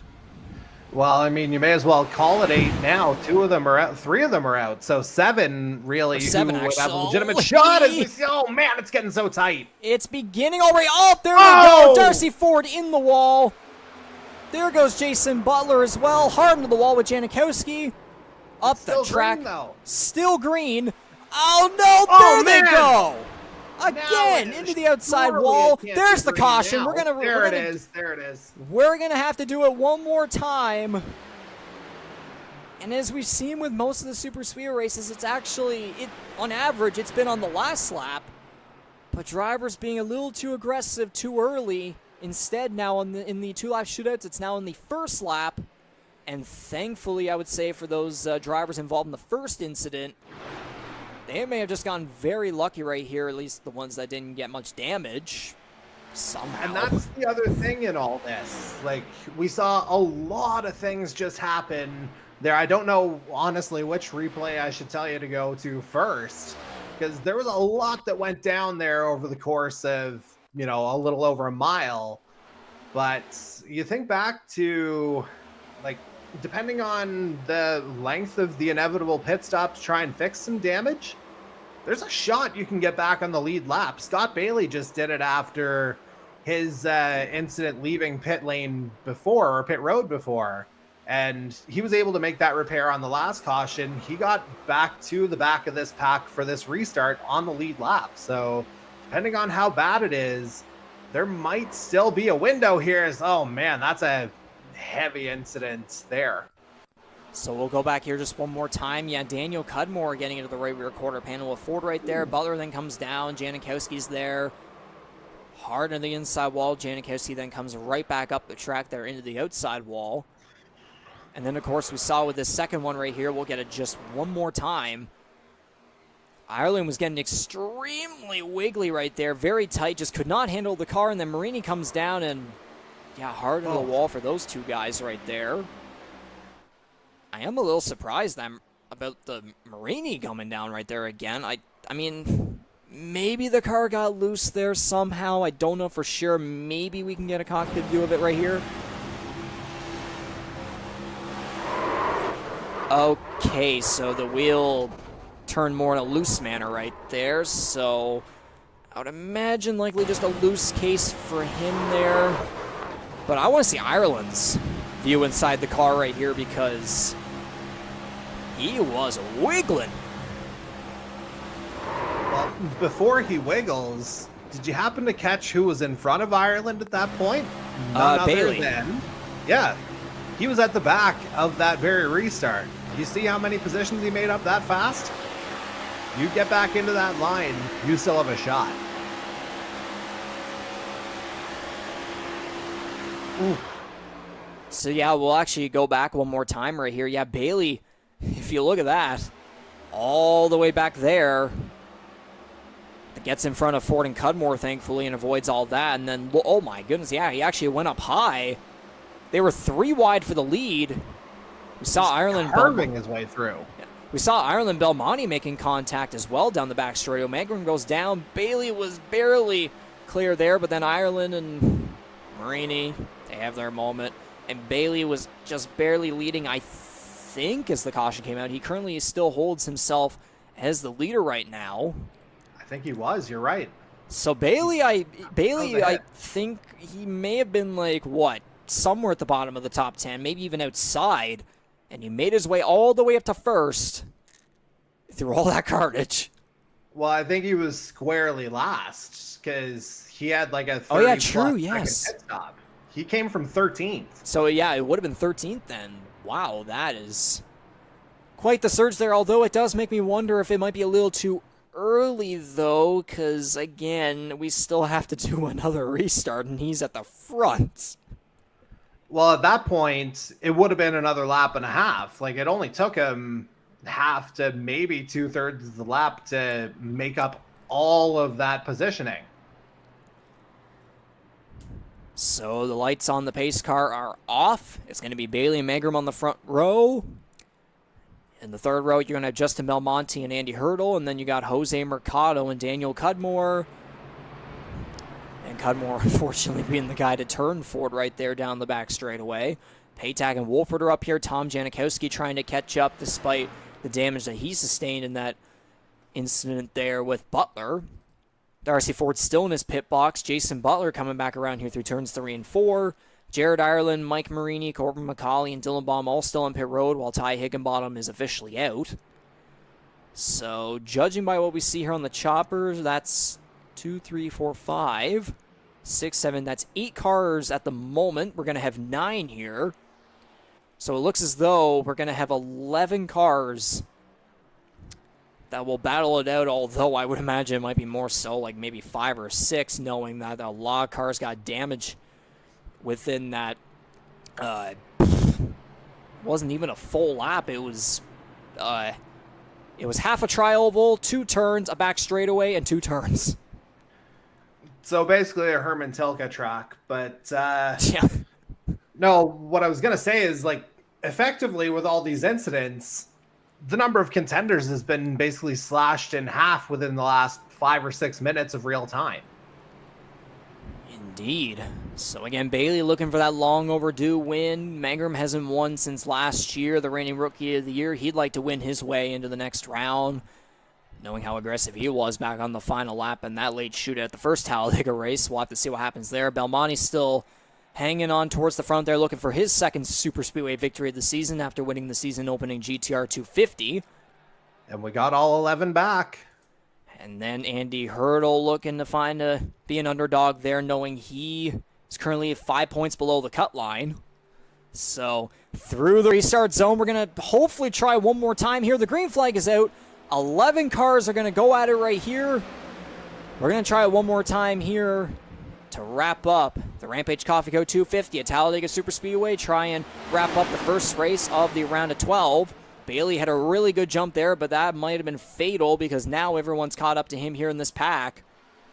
With Belmonte on the inside right there. Magrum trying to side draft, but no, actually that's going to go to Belmonte there on the inside as he's going to bump in behind Bailey. A lot of bumping back there between Mercado and Matthew Paytak there as well. Really sliding along that high side there in that high line pack. It's Magrum, Hurdle, and Daniel Cudmore.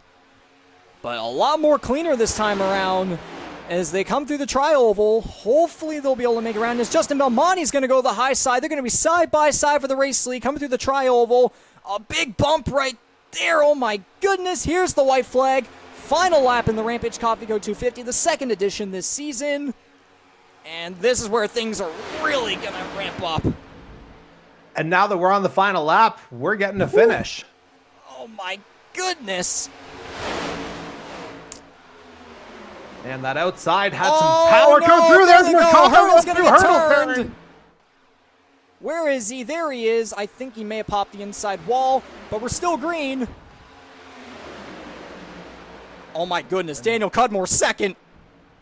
Yeah, Scott Magram's Bailey gonna might give be him the wise to push this, here. though. If you remember, he had Oh, the defender Cudmore's take gonna it over turn Bailey. Oh, there they go.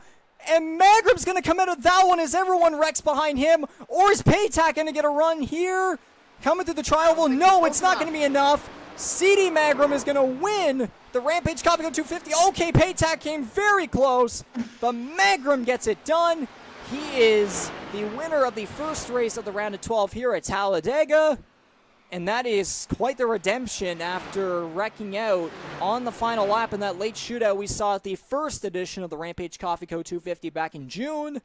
How about that? CD Magram secures his spot in the round of 8. Not only that, obviously the 5 bonus points on top of that. 6 out of 7 go the way of the number 1 tonight as he finishes P1. Again, he was 7th going into stage 3 here tonight. He really pulled himself out of any kind of danger.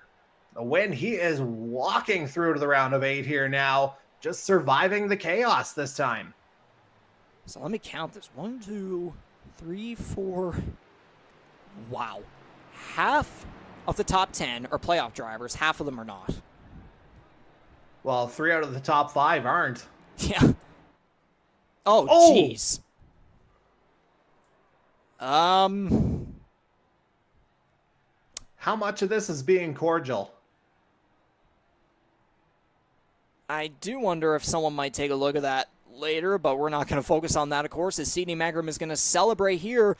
And, of course, too, we said, he's going to win Talladega 2 years in a row. As I was going to say, he won Talladega last year, so he's going to win it 2 years in a row. Of course, it is we had Talladega twice this year, but again, 2 years in a row, he visits victory lane at Talladega. But this one, I would argue, or I think he would even argue as well, that this one is a hell of a lot more important, because last year it was the regular season finale. This season, it is a ticket into the round of 8. So great to see the number 1 Chevrolet sponsored by McBride Transmissions, and if I can get the other sponsors for him right here to shout as well: Nordic Aluminum Incorporated, A1 Grassroots Lawn Maintenance and Landscaping, and Marcor Construction Incorporated. So those sponsors right there are getting all the spotlight right here as CD Magram visits victory lane in the second edition of the Rampage Coffee Co 250 this season. And there you have the podium as well, with Matthew Paytack coming home second right there. He had the run towards the end, but he just fell short. Had it been just a little bit more back, I guess, more towards turns 3 and 4, he may have very well beaten him to the line. And how about that, too? Michael Wolfer coming home with a podium finish, rounding it out right there in third place. Yeah, kind of 1 week too late there for Michael Wolford in case of the podium finish. But for CD Magram, again, this win could not have been better timed for him. And you mentioned the stakes. The 4th victory of his career here in the Canadian eMotorsports Network, easily the biggest of those 4, because the 3 last year, as you referenced, all in the regular season. Playoff race, that just adds that much more to it. Able to kind of find his way through the chaos instead of being a full-on part of it, like kind of last time around at Talladega. Found his way through, and number 1 is P1. Would you look at that? Paytack and Wolfer going at it right there just before the start-finish line. Those 2 are buddies. They're just doing that for fun. Yeah, unfortunately not victory. Oh my Jesus. Eardrums getting blown out right there, but unfortunately not victory lane. But I mean, hey, they were able to come home clean. That's what matters the most, and especially, too, for Paytack. That's really going to help him here in the playoffs, as, again, plus 14 out after the second stage. No doubt that he's going to be way higher than that whenever the points all get calculated after tonight's race. But before we get to the results, we have to go back and see this finish, if hopefully we can get back to it in time. Okay, I'm sure we will. Yeah, I think we're just about there. Yeah, I think we'll get it right here. Yeah, I mean, everyone was in it. Like Mercado, it looked like he got loose out of the turn. He was first to go. Hurdle follows suit not long after. Okay, there we go. I'm going to try this here. Yeah, oh my goodness. Mercado, and then Hurdle gets turned into the inside wall. And then here they go up here at this front pack. Daniel Cudmore, man, he was right there, but then I just want to see what happened with Bailey, though. Like, did Cudmore go for it and just... Okay, yeah, he definitely went for it. Maybe got a bit of an influence there from Magram. Ooh.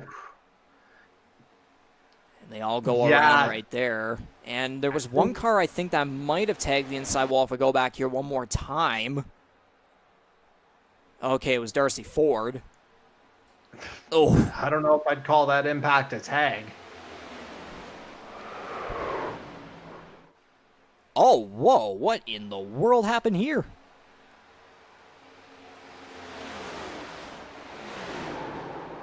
Okay.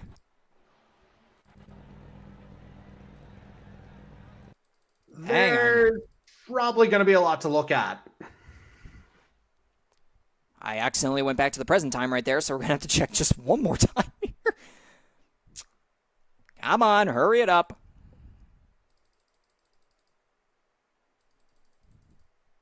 Get back around here one more time. What on earth happened between these two? They were tagging each other for a long time right there, and then... Oh, Bailey. Okay, Bailey. I don't even know how to say this. Let's see. They were bumping and bumping. Well, you see Mercado it was coming up Belmonte. like a friggin' spaceship, too. So, or yeah, like a Belmonte. rocket, more like. Belmonte was making way too much contact with him right there, and then it just kind of paid off right there. Mercado was able to take advantage and come home with a top 5 right there. So, well, geez. It was like Belmonte was already turning, but Mercado certainly added a bit of rotation coming through. And then we get the finish to the checkered right here. Look, man, if that run was just a little bit more faster, a little bit more quicker there, Paytack definitely would have had Magram right there, but I bet that one car was looking at his rearview mirror and just hoping to God that Paytack would not get past him, but man. Again, we go back to the celebration here one last time, and we'll just stick it in right here. Or actually, no, I want to look at this other thing one more time very quickly right here, because,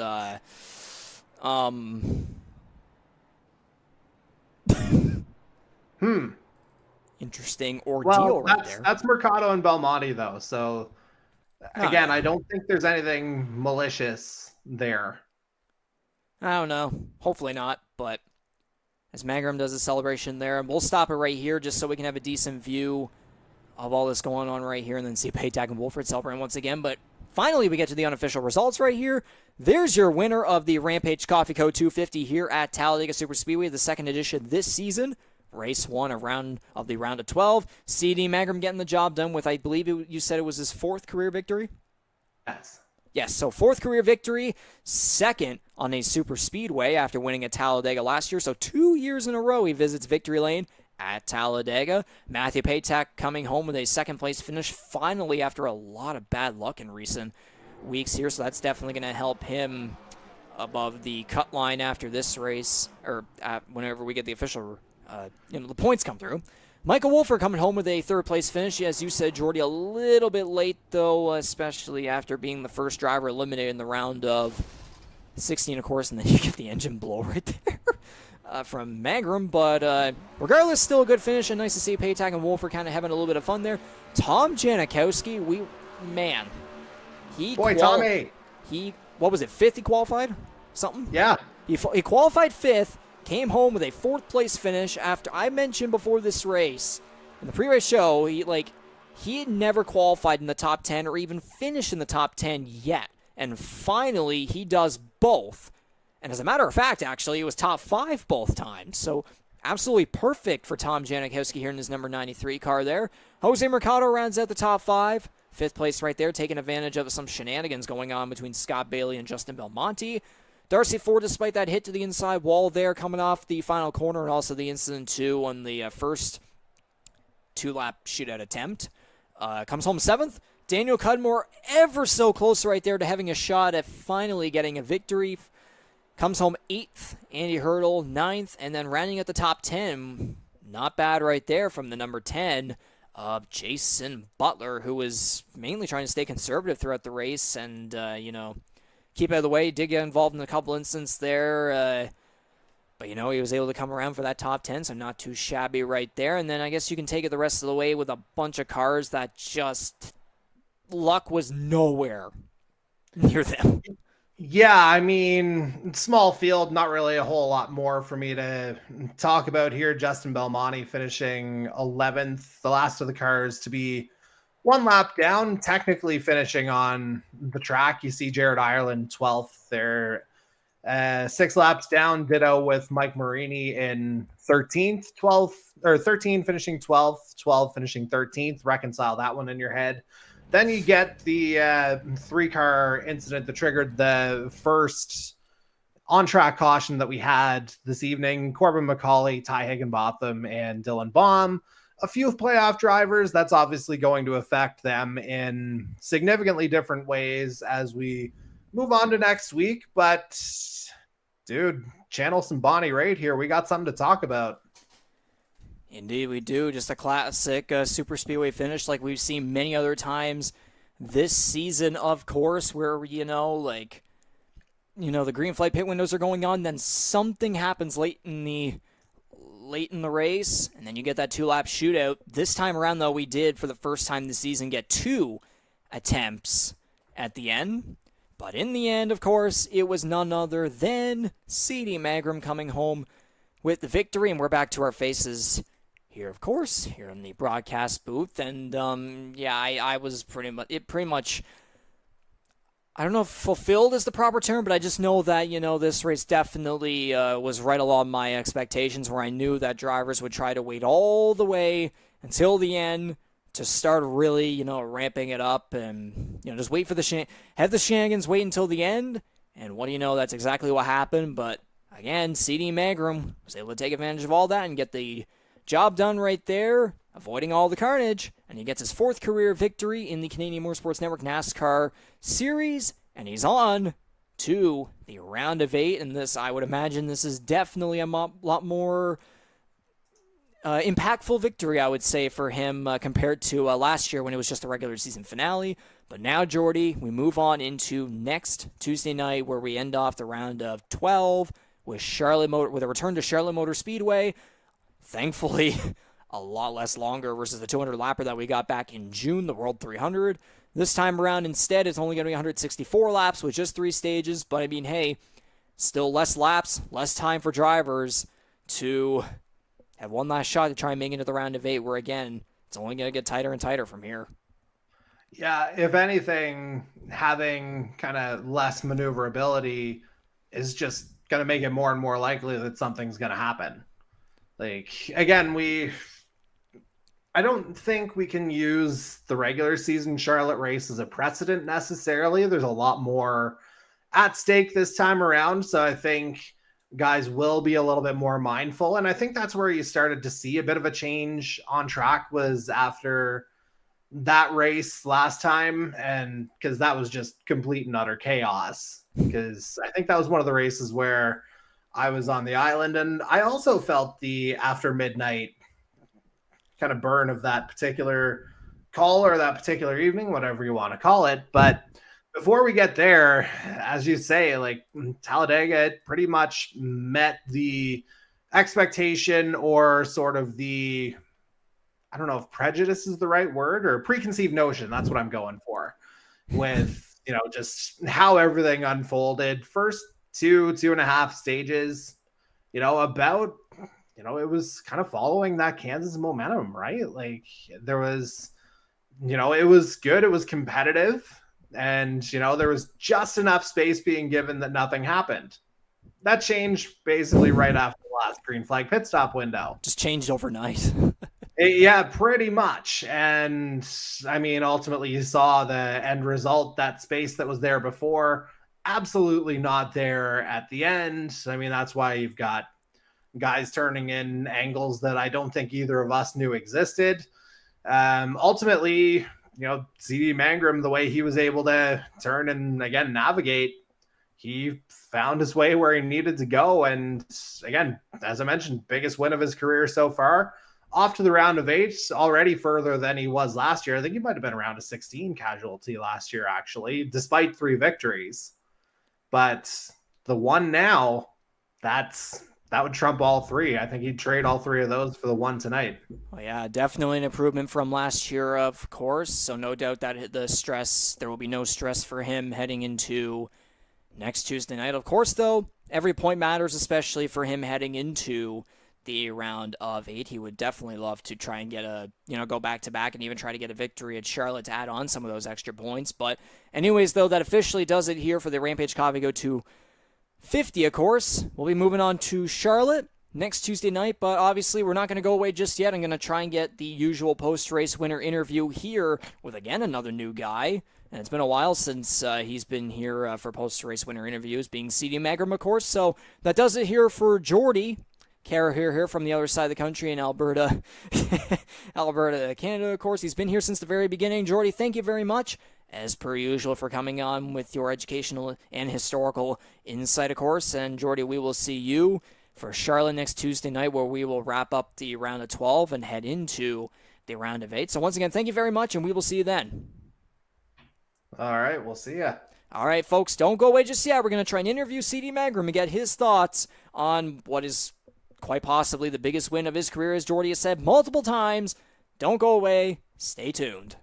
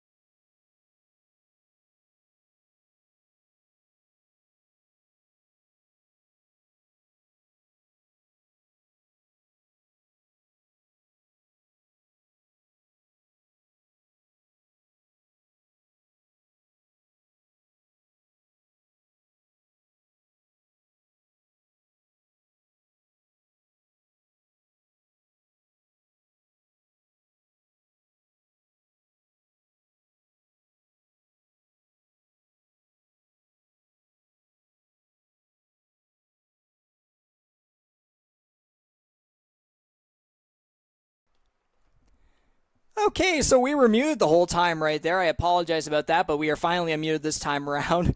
Welcome to the post-race winner interview here for the Rampage Coffee Co 250, the second edition of that race this season here at Talladega Superspeedway, race 1 of the round of 12 here for the Season 4 Earl Ross Cup playoffs for the Canadian Motorsports Network NASCAR Series on iRacing. Back in victory lane for the first time in a while now since last year. It's the reigning Rookie of the Year, the number 1 of C.D. Mangrum. 2 years in a row he visits victory lane at Talladega Superspeedway. He won the regular season finale last year, but this year the race was in the round of 12, and he booked his ticket into the round of 8, so no doubt that there's no more stress for you, CD, heading into the next race at Charlotte Motor Speedway. But CD, man, again, you won last year's the regular season finale, but this year you booked yourself into the round of 8. I would imagine this race was definitely a lot more, this win's definitely a lot more impacting versus last year, I would imagine. Oh, yes, of course. Getting locked in, more intense. I mean, this was wild, man. I had a really good McBride Transmissions, GTR Chevy. Shout out to McBride Transmissions for coming on. Appreciate the support.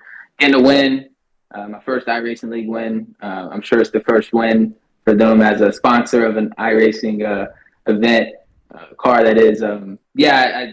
Those last 2 laps, man, I was just holding on, trying to find the right lane and right push and right spot to be in.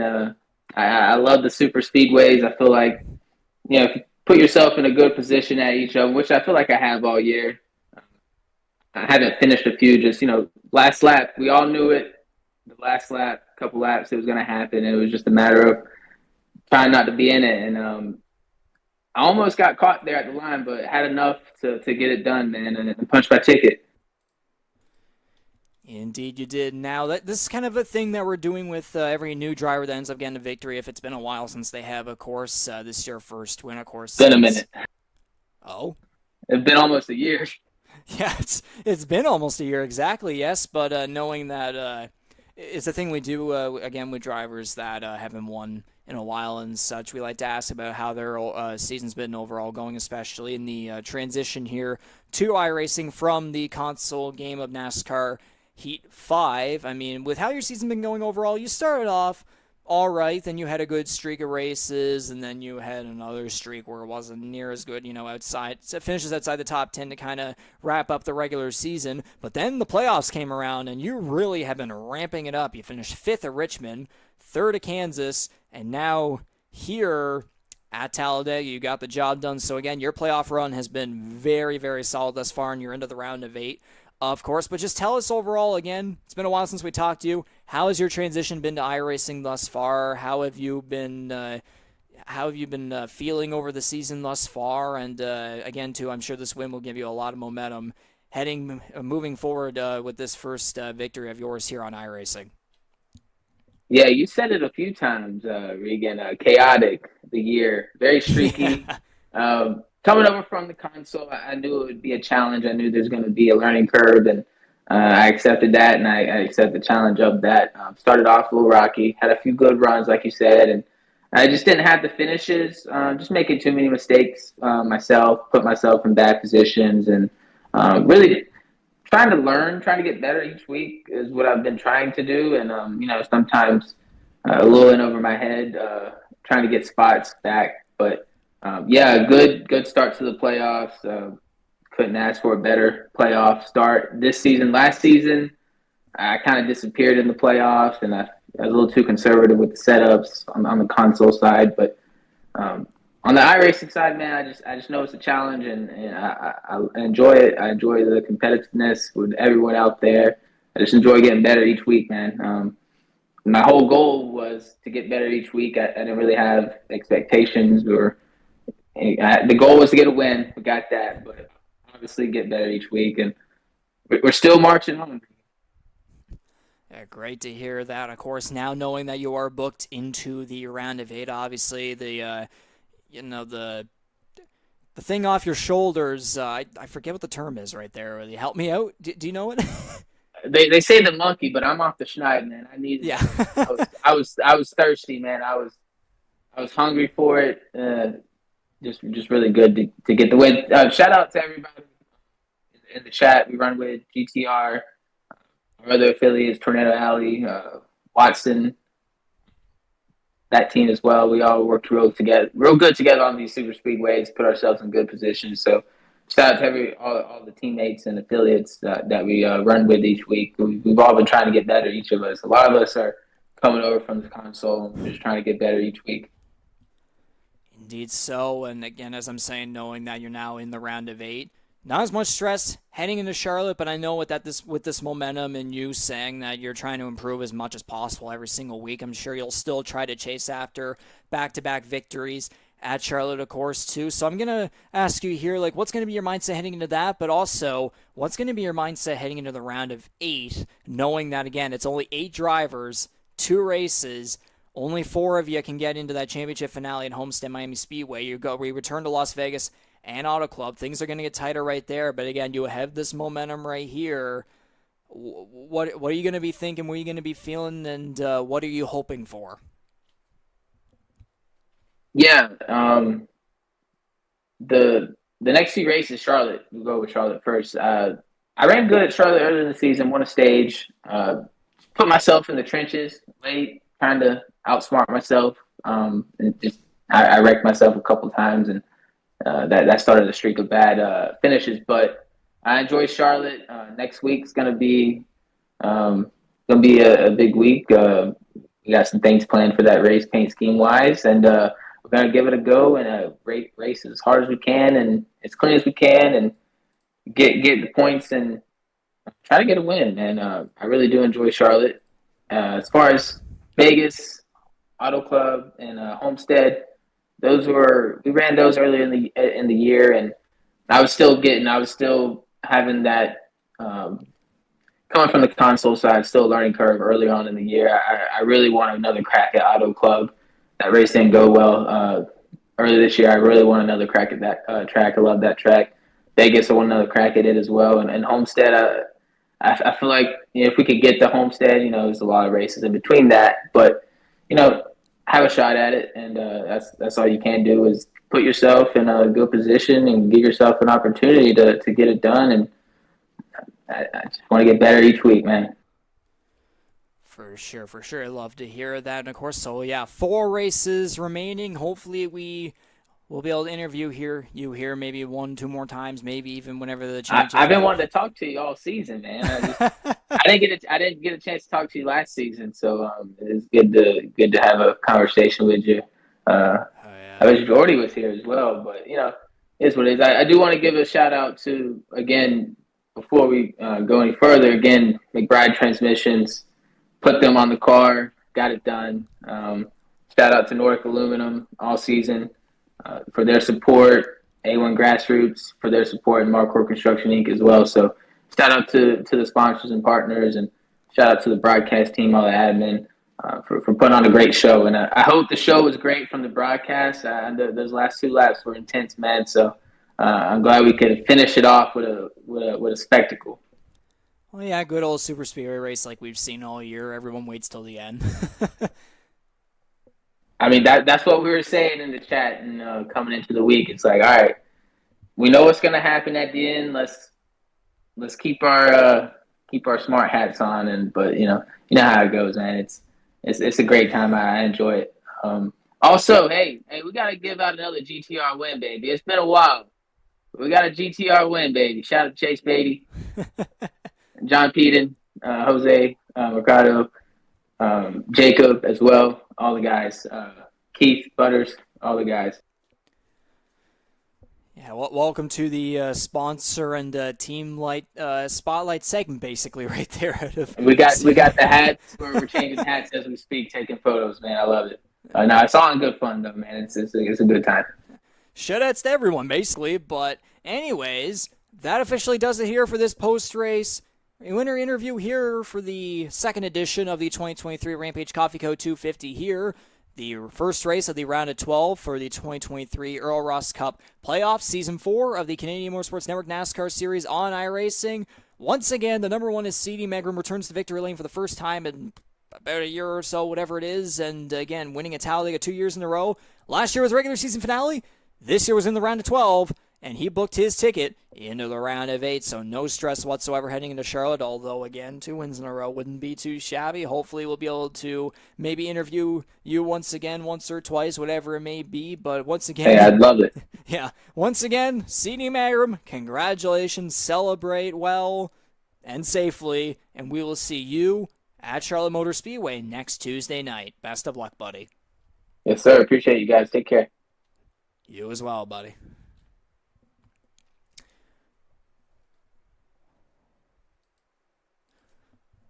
So that officially does it right there for the post-race winner interview there. And we will take again the schedule just one last time here very quickly to end off the round of 12. We are at Charlotte Motor Speedway for 164 laps, 3 stages instead of 4, 50 miles less.